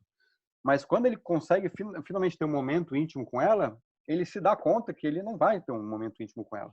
E que, de certa forma, ele já já chegou àquilo que ele precisava, que era reviver, voltar a resgatar a vida que ele tinha perdido dentro das máscaras que ele vestiu na vida dele inteira, ali até os 40 anos, dentro da família dele. Então, quando ele chega no final desse insight, dessa descoberta, quando ele realmente é o momento climático do filme, né? E justamente aí ele morre. ele é morto, né? E aí, mas aí perde a graça o filme quando você dá o spoiler e conta o final, né? Não, porque os bons filmes não são só sobre um bom final, né? É sobre a jornada toda. Você sabe que ele morre, ele fala logo no início, mas você quer saber como é que ele chegou lá, né? Como é que ele se transformou dentro dessa jornada dele, né? Que é mais do que conquistar, ser mais atraente para conquistar alguém, mas ganhar minha vida de volta. Eu tinha perdido minha vida, tinha morrido e agora eu renasci. Então, isso era o tema da história. E a história falava sobre isso. No cartaz do filme, ele tem uma mensagem que fala assim, look closer. É a mensagem do filme, porque é você olhar as pessoas de forma mais perto. Além das máscaras, né, que elas vestem, tem muito mais acontecendo, né? E o filme fala sobre isso.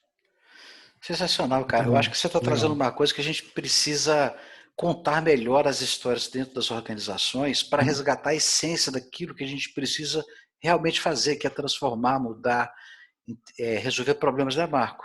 Exato, né? E uma coisa curiosa, Olavo, que você traz aqui um traço interessante e eu realmente hoje não consigo ver isso em organizações, por exemplo, a parte telling aí do story, né? A questão da contação, né? Então, como é que você traz um exemplo muito legal aqui, né? De como é que a forma de contar, né? Realmente muda faz a diferença, né? Toda a diferença, né?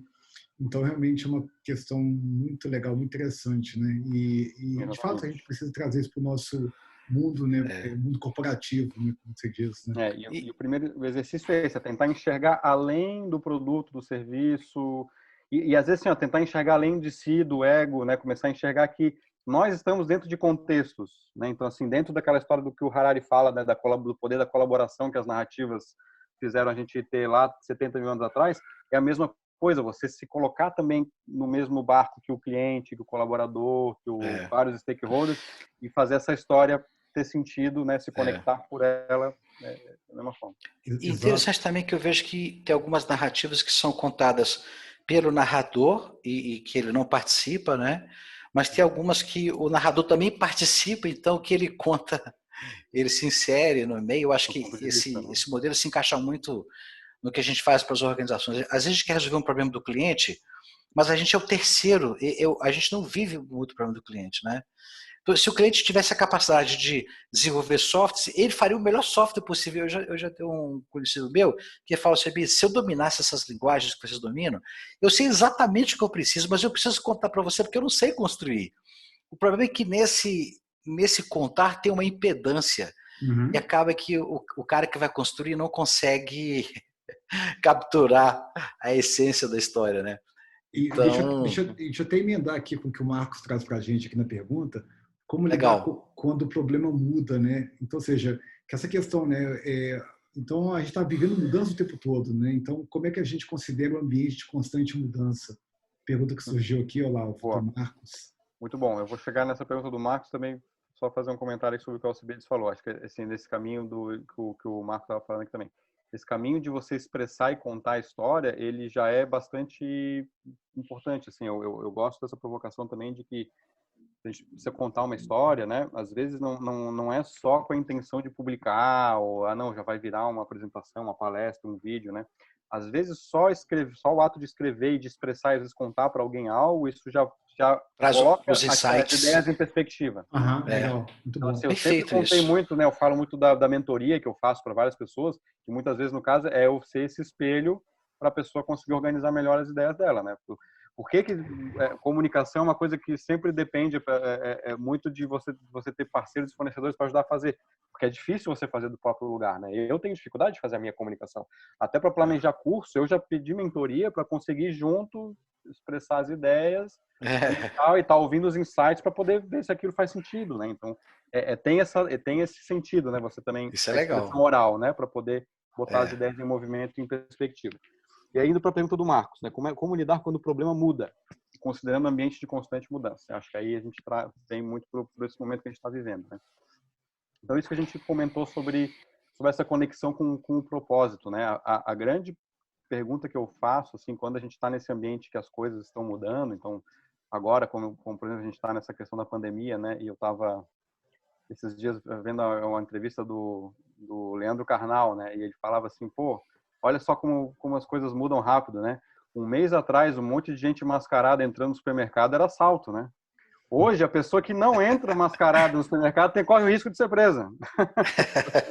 Depois de um mês, Sensacional. assim, né?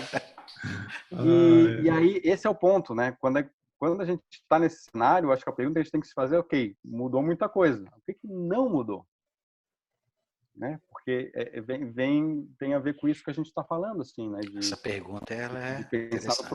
o propósito, né? E o porquê eles são mais perenes, né? Não quer dizer que eles são imutáveis, né?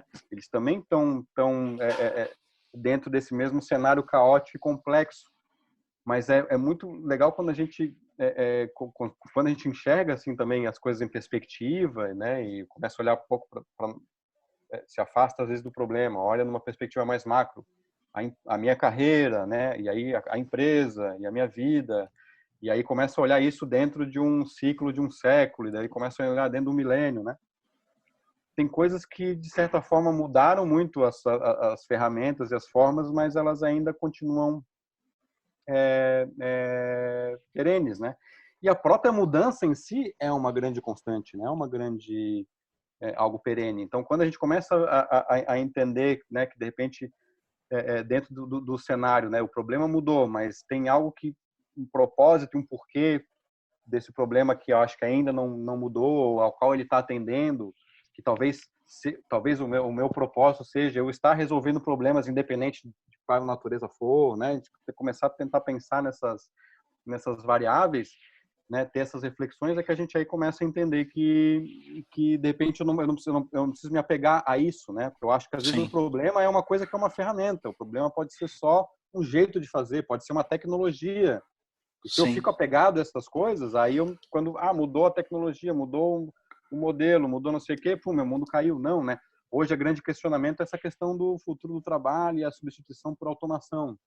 Então, a mesma pergunta que você tem que fazer, tá? O teu trabalho é uma coisa que depende só de preencher uma planilha, botar umas informações, é uma coisa que daqui a pouco faz automatizado. E aí? Não. Você tem que estar se questionando se o que você está fazendo está atendendo a um desenvolvimento maior seu, das pessoas, né? Pensar que propósito tem a ver muito não com o que você faz para você, mas o que você faz para os outros, né? Eu acho que é um pouco da crise que a gente vive, aí vem um pouco da minha crítica assim pessoal, né? Eu acho que a gente entrou num modelo onde a gente ficou escravo do crescimento infinito, né? O Harari provoca muito isso também, né? A gente criou um mundo onde algum indicador tem que crescer todo ano.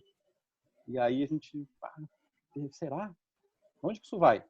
Eu quero ser o ratinho que fica lá girando a roda e não vê para onde que vai, porque não, cresce mais X, cresce mais Y, cresce mais Z. É legal. Então, essa coisa de tentar equilibrar a questão de que isso que eu estou fazendo tem que estar dentro de um contexto maior, não pode ser só Sim. para movimentar a mesma roda sempre. Muito bom, Eu né? acho que isso chamou a atenção, Marco, o que eu coloquei é o seguinte: o que não mudou. Para mim isso é chave, É, porque isso orienta, de novo, Marcos Coelho, orienta a visão do cara para a essência, porque às vezes a gente fala que o problema mudou, mas o que mudou foi só uma implementação dele, né? E aí você fala que mudou e ajusta o produto, e aí ele continua dando errado, você ajusta de novo, ele continua dando errado, por quê? Porque você não prestou atenção naquilo que não muda, que é o problema de negócio que ele tem que resolver, é esse. É, e a gente achar que o problema está na solução, né? É o problema É o embutido olhar, na né? É o olhar que solução. tem que mudar, Então, né? uhum. Achar então que não mudou o problema, aí eu fico, mas de repente não é o problema que mudou. Por isso tem que se perguntar mesmo, né? Porque tem que sim, entender que isso está servindo no fim das contas para quê? É para a mesma coisa? Então começa a fazer a é, reflexão desde lá do porquê, para daí é, começar a destrinchar o é um como, o porquê, né? exercício Sim, desafiador, mas se a gente não exatamente. fizer, a gente vai cair nas armadilhas de não conseguir resolver os problemas complexos que estão surgindo no mundo, né? Então, são escolhas difíceis, né? Temos mais algumas perguntas aí, Marco? Eu quero trazer a minha aqui, que como é que é, Olavo, lidar com contradição, né? Como é que a gente consegue, no cenário corporativo, né, é, tentar perceber contradições, né, tentar integrar isso, porque realmente não parece uma coisa trivial, né, fazer esse passo de síntese aí que você citou aí no seu mapa da narrativa, né? Eu acho que parte assim da gente primeiro entender né, como a gente colocou lá no começo, né, a contradição faz parte do nosso mundo, né? Entender que a gente é extremamente vulnerável, a gente é incoerente, a gente faz, né? Estamos aqui às vezes falando de coisas, mas amanhã eu estou fazendo diferente, né? Só que aí a grande questão é quando a gente começa a ganhar consciência sobre isso, né? Isso que eu acho que é o grande passo, assim, que a gente precisa dar em termos de como que a gente atua no mundo e também se comunica, é buscar, pelo menos, adquirir mais consciência sobre as escolhas, né? Primeiro entender isso, assim, que isso é chave, assim, para a narrativa, né? Não existe um certo e errado numa história, né? Assim, isso aqui é certo, isso aqui é errado, né? Não é só o bom ou só o ruim, né? Fugir desses maniqueísmos, né? Só ficar nessa dualidade, entender que ela é dinâmica e que aquilo que é bom também tem o seu lado ruim, como aquilo que é ruim também tem um lado bom, né? E assim vai. Naquela imagem do diamante, né? O diamante ele vai se abrindo para muitos lados, né? Então tem aquele lado que já vai mostrar mais, vai revelar mais dois, e assim vai. Então a gente tem que acho que assumir isso para a gente, então que a gente está dentro de um contexto vulnerável, que a gente vai cometer incoerências, né? E aí a gente tem que primeiro trabalhar com essa aceitação, ter consciência sobre isso, ter consciência que de repente nesse momento a gente tomou uma decisão que não é que ela foi errada, mas ela trouxe tais consequências, mas trouxe por outro lado aprendizados, né? E aí a partir desse aprendizado a gente está tomando aqui umas outras ações, mas que a gente não sabe também o caminho, sabe? Essa coisa de, nós já sabemos o futuro, a gente já sabe, já viu quando é que foi, né? Então, tentar tirar essa comunicação, né? Às vezes desse lugar onde eu só trago resposta pronta, onde eu só trago já um adjetivo que já define o que é, que já diz que isso é assim, que isso é assado, que isso é o melhor, que isso é o diferencial, que isso é o grande valor, enfim, mas entender que, olha, a gente está aqui aprendendo, tentando, né? Nem sempre indo no caminho que a gente quer, mas a gente buscando depois já mudar, entendendo que o cenário é dinâmico, a gente tem que buscar uma outra solução e se comunicar. Acho que desse lugar é importante, assim, desse lugar de vulnerabilidade mesmo, assim, de não chegar como dono da verdade, né? Então, muito bom. O papel da liderança é muito esse, assim, né? Quando a gente chega não dizendo para o outro o que tem que fazer, mas dizendo assim, eu já estive lá e também fiz e não deu muito certo, mas tentei uma outra forma, quem sabe você pode tentar também. Então você inspira muito mais por esses exemplos, por mostrar que você foi lá e fez, botou a mão na massa também. Legal. E não só, sabe, não só dando regrinha e dizendo para fazer lá fora, mas não demonstrando, porque a confiança se constrói a partir disso. A confiança, né, e um pouco da chave para lidar com as contradições é a gente buscar a comunicação autêntica. A chave é a autenticidade. É mostrar as coisas como são e com referenciais muito próprios da minha experiência. Não só porque estão falando aí, não só porque está aqui, saiu no WhatsApp aqui essa informação, não só porque o mercado agora parece que está indo nessa direção, vamos parar também. Não.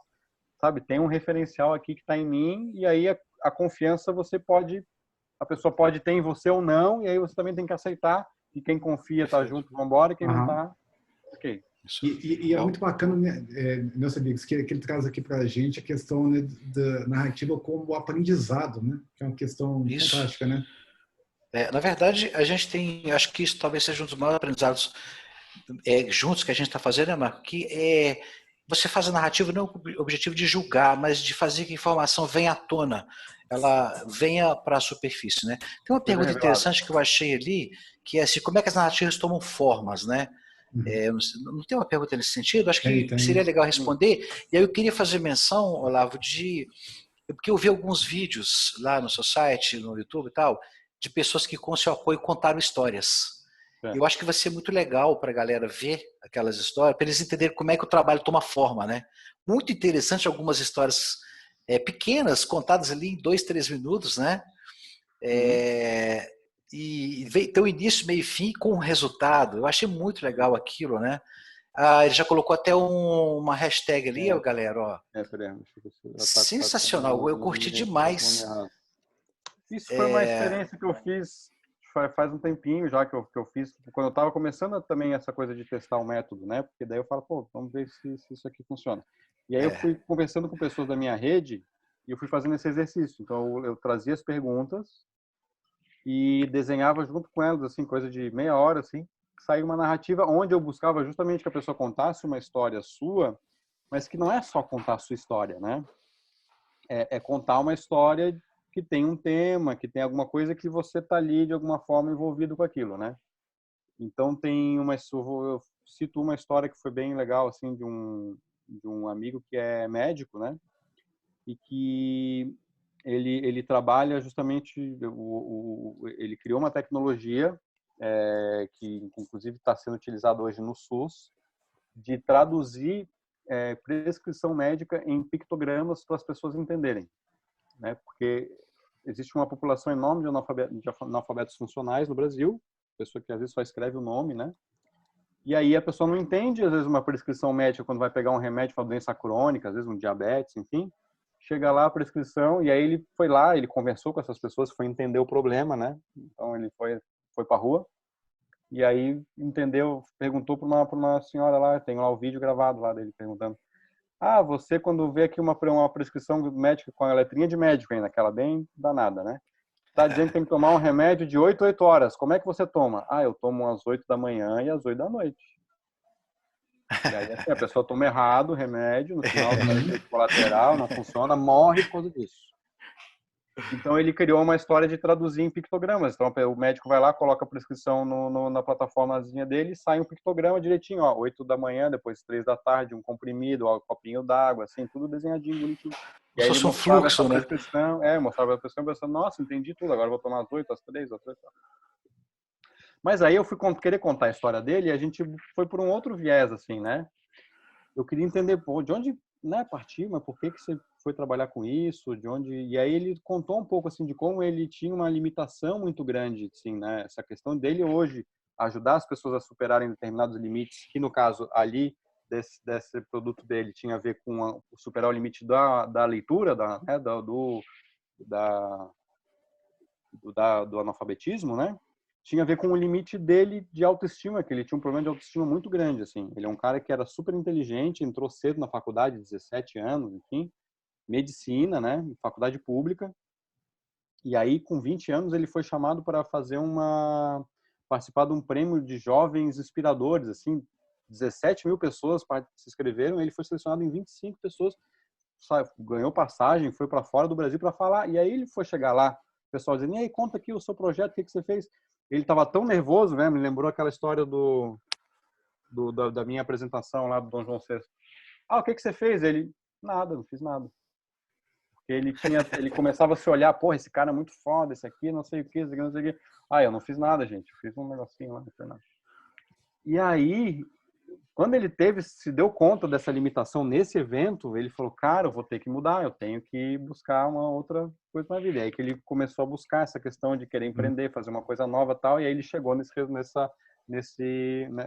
negócio que ele acabou lançando, um negócio que ganhou o prêmio de negócio social, foi acelerado, enfim. E a trajetória dele. E aí ele conta essa história, tá? E essa história dele é muito legal porque assim, ele conta um episódio da vida dele, onde ele ilustra o medo do julgamento, que ele fala assim, eu tinha muito medo do julgamento das pessoas. E isso é uma coisa que para a qual as pessoas se identificam, né? Mas não só pelo conceito medo do julgamento, mas pela história que ele conta. Quando ele vai lá, é chamado, tal, pergunta o que você fez, ele fala nada. Então ele traz uma ilustração disso e aí ele fala como é que ele precisou se empoderar para hoje trabalhar para ajudar as pessoas a superarem seus limites dentro do analfabetismo em saúde. Ele não detalha o produto, a solução, nada da vida dele. Assim, ele não fala um currículo dele, que faculdade que ele fez, não. Mas ele conta uma baita história sobre superação de um limite, de um medo de julgamento. E é disso que as narrativas, desse lugar que as narrativas têm que falar, né? Sim. De sentimentos, de valores, de emoções. Cara, isso é um desafio, realmente é um lugar onde, sei lá, não é uma coisa comum, eu vejo a gente conseguir, mas acho que se a gente conseguir fazer isso com os nossos produtos, a gente vai conseguir trazer resultados muito diferentes do que a gente traz hoje. Mas um pouco, né, o Marcos Coelho está aqui, o Marcos Coelho está desenvolvendo um produto que chama Bird, muito legal, e um pouco ele está nascendo das histórias que a gente está tentando contar, como é que a gente explica se um time está bom ou está ruim. Esse time, ele está performando bem ou não está? Isso é uma pergunta muito subjetiva. Ele está performando bem sobre que perspectiva? Né? Eu posso estar julgando, inclusive, não, você está performando mal, mas você está analisando sobre ele. Você pode estar me julgando numa perspectiva que eu acho que eu julgo bem.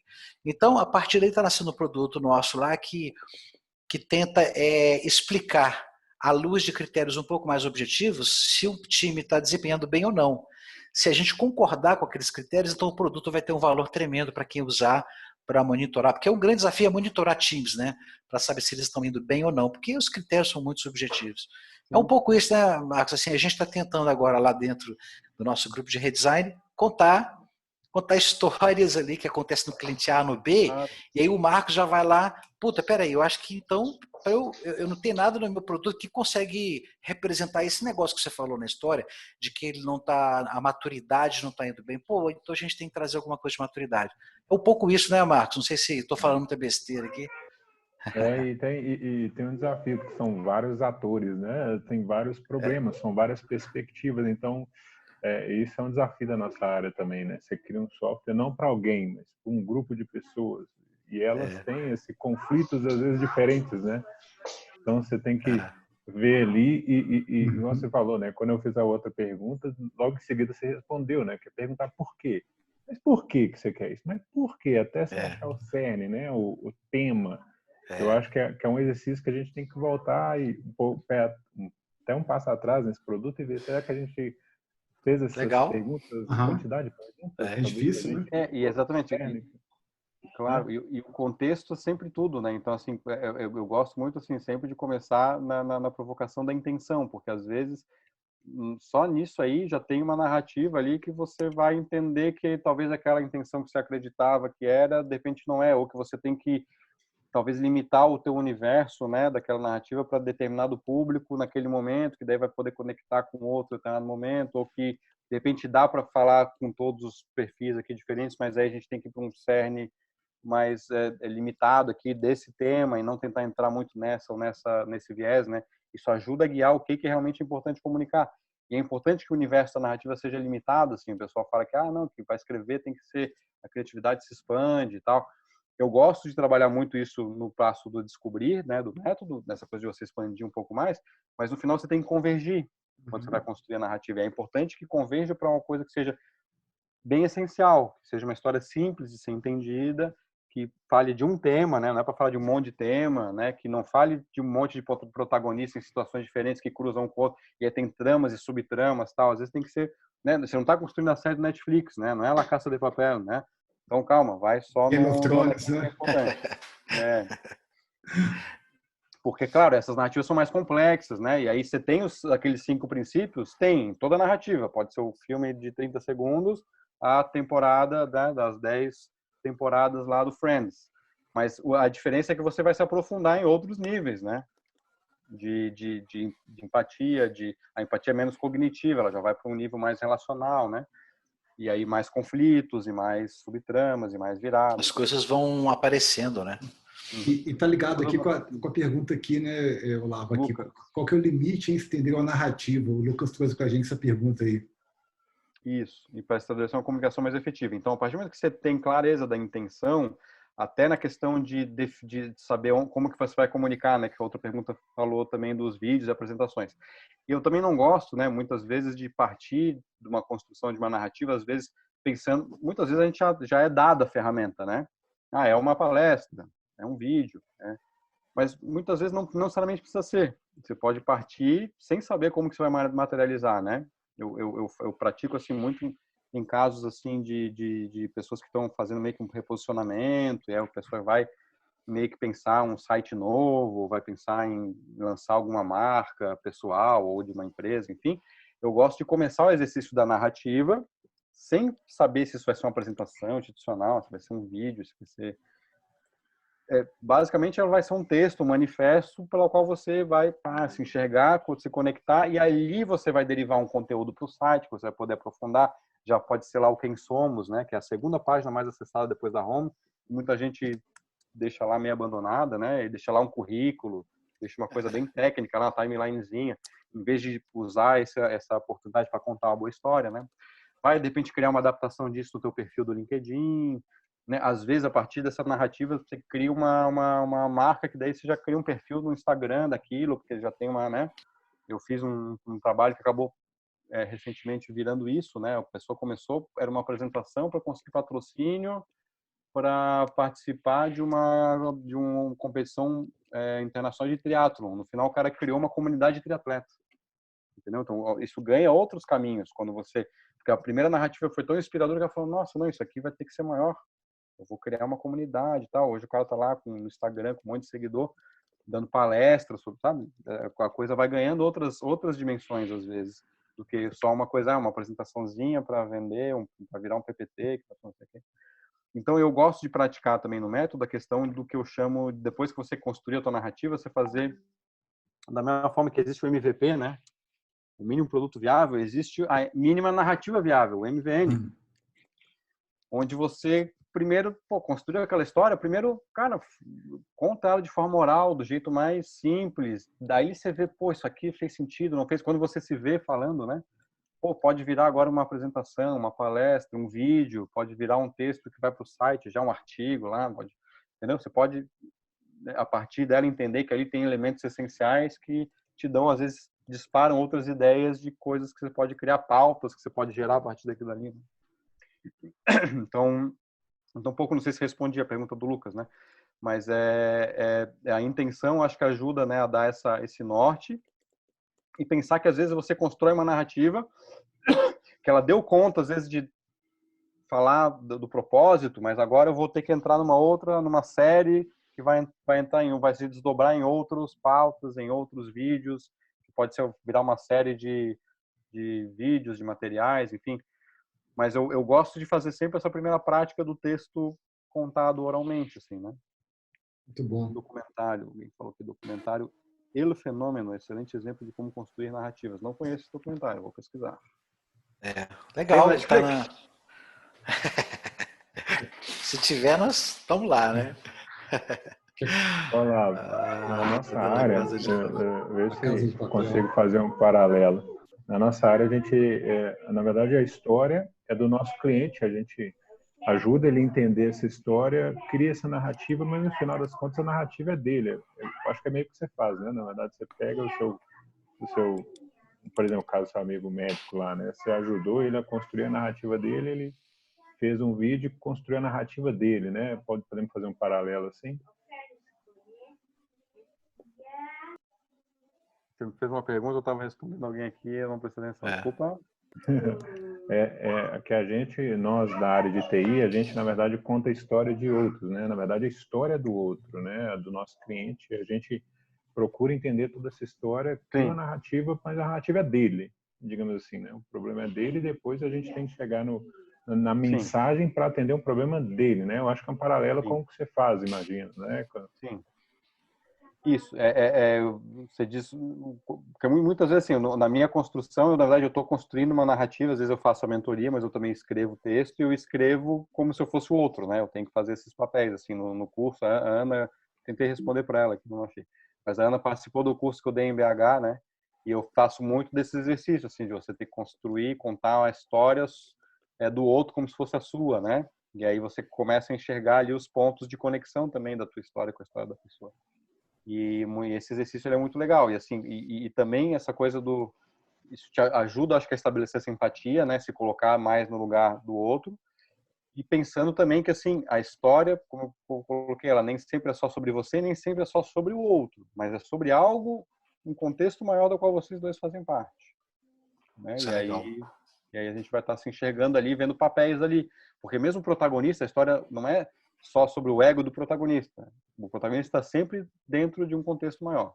Como eu contei a história aqui do Beleza Americana. A história do Lester, lá, do personagem, é uma história de muitas pessoas, né? É uma história de valores universais, é uma história de... Né? E ele está ali, ele é um instrumento para contar essa história. Então.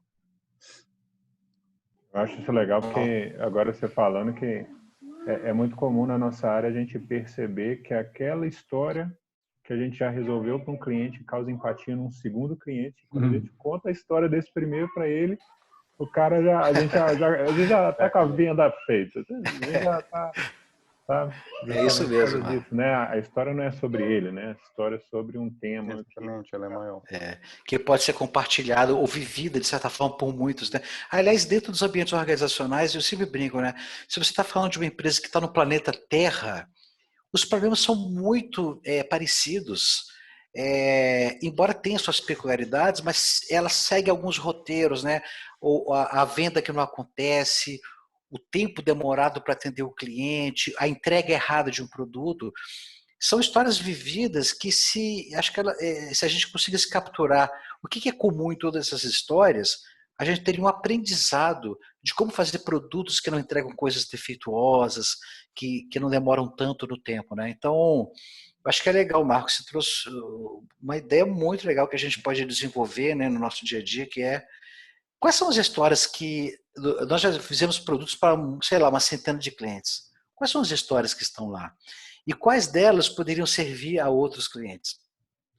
E, É, é tão interessante essa questão, né, de como é que as histórias às vezes se repetem, só que elas são perdidas porque elas não são narradas. Comecei a ler um blog outro dia, é só para reforçar o ponto do Lavo aqui, né, e falando realmente, né, da região da Itália, da pandemia, e de repente está contando uma história de 2.000 anos atrás, na época lá dos imperadores romanos, que teve uma pandemia muito parecida, matou muita gente. E, de novo, né, as histórias se repetem, mas que as pessoas acabam não gerando aprendizado devido a especialmente na nossa área, né, essa nossa falta de habilidade de conseguir organizar, contar e lembrar as histórias. Não, isso que o Marco está falando é impressionante, Olavo. Assim, quantos softwares nós já fizemos que você tem aquele déjà vu, você fala, cara, eu já resolvi esse problema no outro cliente. Eu vou começar tudo de novo, dá até uma preguiça às vezes. Se você vivenciar aquilo tudo, você não aproveita nada, o Marcos está rindo ali, o Marcos Coelho, né? Mas é exatamente isso que acontece, né? Eu falo, tem até um artigo que eu falo sobre essa questão da mentalidade narrativa, como ela é importante você praticar e levar ela para a gestão de conhecimento mesmo, né? Porque nesse sentido Sim. de você tá sempre revisitando, né, os aprendizados que você teve, né, e deixando isso de alguma forma registrado também como legado, né, para as pessoas, né, para saber que, porque é bem isso, né, dentro de uma organização, a organização ela passa, as pessoas vão passando, a organização fica, né, e aí o que Isso aí. fica ali para quem está tocando aquele barco, né, ficam aquelas histórias, aqueles legados, e como é que você consegue de alguma forma documentar isso, né, e deixar de uma forma que as pessoas consigam entender, se conectar com a essência disso, sem que seja uma coisa chata, né? Porque às vezes, não, tem que acessar 350 planilhas, não sei. Não, isso pode estar de um jeito mais simples, né? Às vezes pequenos vídeos, coisas que, casos, né? Sensacional, cara. Assim, eu acho que esse webinar, ele trouxe uma coisa diferente dos outros. A gente sempre traz nos nossos webinars, Olavo, coisas muito técnicas, muito pragmáticas, né? Como usar técnica tal, como fazer isso. E claro que isso também tem um grande valor, a galera gosta muito. Mas eu acho que foi ótimo, né, Marco, a gente introduzir um negócio mais... que não é só levar a técnica, não é a técnica do Olavo que a gente está levando. A galera já está sentada, a gente está agradecendo muito, mas assim, levar uma ideia que a gente pode até desenvolver, usar o seu método tal, o Marcos pode, na experiência dele, adaptar um método que ele tenha, né? Mas fica aí, eu vi que você postou alguns materiais, né, Olavo, para a galera, materiais excelentes, eu baixei muito ricos materiais, né? E tem uma crítica aqui, ó, o curso dele é muito curto, tá vendo aqui, Olavo, né? O curso É tem que ser de milhares de horas, né? Tá vendo aqui, né? Legal, né? Mas você tem tem uma novidade, né, Olavo? Aí, galera, uma novidade para vocês, a gente está avançando aqui num bate-papo muito bom com o Olavo, e na hora que a gente tiver... o ideal é se não tivesse aí o problema do distanciamento, a gente trazer o Olavo aqui para as montanhas de Minas, para o café com pão de queijo, mas a gente está pensando muito em desenvolver pegar essa ideia dele, que é muito ampla, né, a narrativa, ela pode atender vários públicos, e de repente fazer uma adaptação para esse mundo nosso, Olavo, das soluções de software, que está sofrido, cara. As pessoas precisam de coisas diferentes, então a gente quer pensar, Olavo, a gente está discutindo ainda isso, mas eu tenho uma sensação de que vai sair uma coisa muito boa, trazer ele aqui e desenvolver um treinamento, alguma coisa, um workshop, sei lá o quê, para essa temática que você viu aqui, né? É uma ideia que está surgindo, a gente está evoluindo, tomara que dê certo, e trazer para a galera nossa aí, né, um treinamento em parceria aí, Olavo e Ark. Acho que vai dar muito certo. Como eu comentei, né, contigo, a gente já teve conversas, eu gosto muito de ver, assim, foi muito do que me moveu também nessa questão de fazer o trabalho na narrativa, e não é só ficar assim, falando do mundo do cinema, você pode jogar pra caramba do cinema, Mas não é só falar desse lugar do entretenimento, das narrativas, ou só ficar nos conceitos, né? Eu gosto muito de ver as coisas em prática. Eu tenho também no meu site alguns casos que eu conto ali, tem os materiais que eu também, né, entrando lá, vocês podem entrar em contato comigo, eu compartilho, né, os links dos materiais. Mas eu acho que é isso, assim, eu gosto de... Eu procrastino bastante até para lançar alguma iniciativa online, porque eu fico muito nessa... Primeiro que eu tenho uma questão que eu tenho dificuldade de consumir coisas online. Eu fico pensando, se eu tenho essa dificuldade, eu ainda vou fazer funcionar. Mas eu estou justamente trabalhando numa frente específica para profissional de direito, porque aí eu falei, puta, acho legal assim fazer uma coisa que seja bem aplicada a um nicho, né? E aí eu tenho super vontade também de fazer isso para o nicho do PO, enfim. Isso Eu aí, acho que faz cara. sentido quando a gente traduz isso na linguagem das pessoas e faz elas aplicarem de fato, né? Não é uma coisa que fica só um conceito assim, aberto, né? Acho que a galera, eu acho que sinceramente isso é uma inovação que está vindo para a gente, né, galera? Eu acho que isso é uma inovação. Eu vi que o Dori colocou ali alguma coisa de que as empresas estão presas a padrões. Eu concordo com isso, Dori. Eu acho que o que a gente está trazendo aqui pode desafiar um pouco isso, né? As histórias revelar que a empresa às vezes está saindo de um padrão, né? Não sei se o Dori quer falar aí, mas eu gostei da sua pergunta, Dori. Olá, tá me ouvindo? Estamos te ouvindo. Olavo, Oi. gostei demais dessa abordagem sua, cara. Descobrir, construir e contar. Legal. Isso é uma coisa que eu sempre quis fazer, mas o mundo corporativo nunca deixou. O bichinho chamado prazo sempre nos comeu, né? Terrível. Aí, na hora que você estava comentando, eu fiz à medida que você foi falando, eu fiz as anotações aqui de 2 páginas. E anotei algumas coisas onde você falou de conexão, empatia, o porquê, certo? E aí eu tenho 2 visões, né? Uma do lado do cliente e outra do lado do PO ou do analista de requisito, ou como que o cliente sabe da realidade dele, sabe da necessidade dele e sabe do negócio dele. E quem vai assisti-lo, às vezes não sabe nada disso ou sabe só uma coisa, ou é pior, ele acha que sabe do negócio.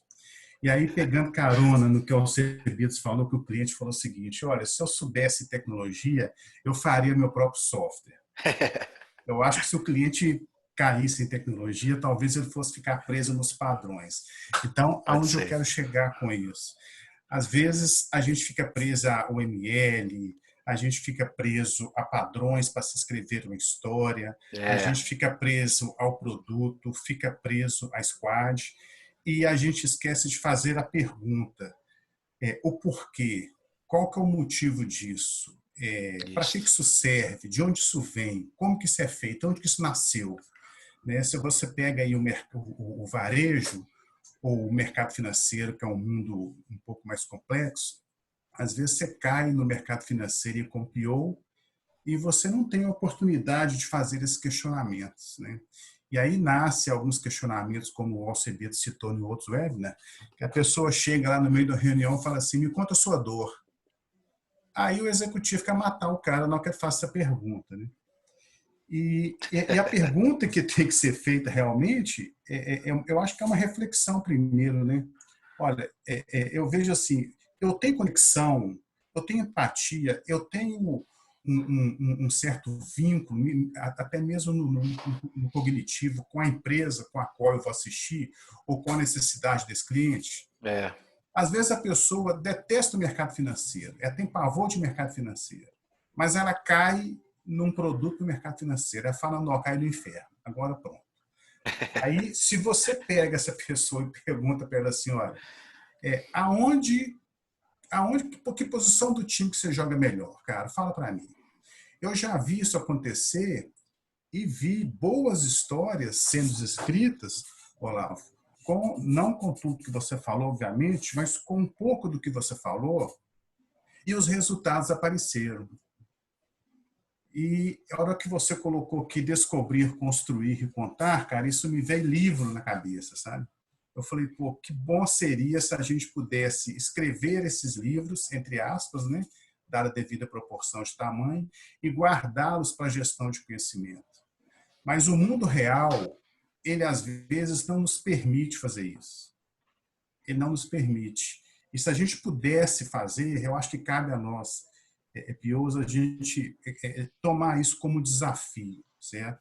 Falar, olha, eu vou evoluir nas minhas histórias, eu vou tentar guardar essas histórias, não obedecendo padrões acadêmicos, não. Eu vou guardar a história de forma que qualquer pessoa que leia, ou que assista, ou que ouça, tenha condições de se identificar com isso.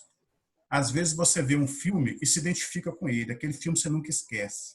Eu acho que isso vale para a história. O que você acha, Olavo, disso que eu falei, das pessoas estarem presas em padrões? Você está vendo muito isso? Ah, sim, eu acho que dessas crises assim, de falta de conexão com a nossa essência, né? E por que a gente hoje vê tanta gente assim se buscando e se autoconhecendo, foi porque a gente passou, acho que um grande período assim onde a gente foi muito para fora e começou a meio que entrar nessa coisa de que eu tenho que seguir certas regras, eu tenho que seguir certos padrões, né? E aí a gente viu isso disseminado dentro das empresas, né? Todo mundo, tudo muito igual, tudo muito cheio de que às vezes isso veio até com uma certa necessidade às vezes de economizar energia, né? Tentar fazer as coisas um pouco mais padronizadas para tentar ser mais ágil, ganhar produtividade e tal, mas aí se perdeu também Industrializadas, né? industrializou demais, aí se perdeu às vezes o porquê da coisa, né? O tesão, a paixão, para que fazer. E eu acho que assim, né, não é nem tanto para um lugar nem para o outro, né? Mas a gente vai estar sempre tentando navegar aí e tentando achar um caminho do meio, mas a gente sempre vai ir um pouco para um lado e um pouco para o outro. E assim, eu me inquietei muito também, assim, às vezes quando eu vi o meu trabalho, no fim das contas, servindo a só entregar o padrão. Então, assim, não que tudo que eu faço hoje é maravilhoso, é estado da arte, não é. Mas é o que pelo menos eu busco e muitas vezes eu conscientemente entendo, assim, que tem certas escolhas que têm que ser feitas e que a gente vai tentar trabalhar para fazer o que acredita. Então, isso me guia. Eu acho que, no fim das contas, é o que as pessoas deveriam também se guiar, né? Não adianta assim ficar se iludindo que eu vou só trabalhar no padrãozinho, entregar no padrãozinho, que uma hora a conta não vai fechar. Mas aí, dentro disso aí, Dori, e completando, eu acho que a gente tem esse momento do Covid aí, ele tá convidando a gente a mostrar o seguinte, cara, esquece os padrões, cara. Você tem que narrar agora coisas muito diferentes, né? Histórias inesperadas, às vezes, né? Eu acho que é isso, porque assim, é claro que a gente nunca vai abandonar os padrões por completo, né, Dori? Mas, ao mesmo tempo, se a gente se arriscar um pouco mais em contar essas histórias que podem ser identificadas por muitos e conseguir registrar isso utilizando técnica do mapa da narrativa, roteiros, e isso nos inspirar a também olhar para as soluções somando com os padrões aqui ou outro, eu acho que a gente vai dar um salto, né? Eu acho que esse webinar está trazendo para a gente uma oportunidade para a gente sair só do continuismo ali, do que é comum. E porque na área de tecnologia que tem muito isso, a gente acha que se tem alguma coisa ligada mais ao lado emocional, que não é muito tecnológico, muito fechado em padrões, ele é frágil, aquilo não serve para a gente, né? Isso é uma tremenda bobagem, né? A gente são seres humanos tentando construir tecnologias. A gente tem que sair assim, só na polaridade e ficar só nos extremos, né? Se achar que isso aqui é razão, uma coisa, emoção, outra coisa. Não, as duas coisas elas podem estar trabalhando junto. Agora, é claro que é uma coisa que sempre vai te levar para um caminho novo, vai ser inquietante, vai ser desafiador, vai doer, mas... Você tem preços a pagar, né? O ato de buscar contar as coisas de uma forma narrativa é um ato de coragem, entendeu? Com certeza.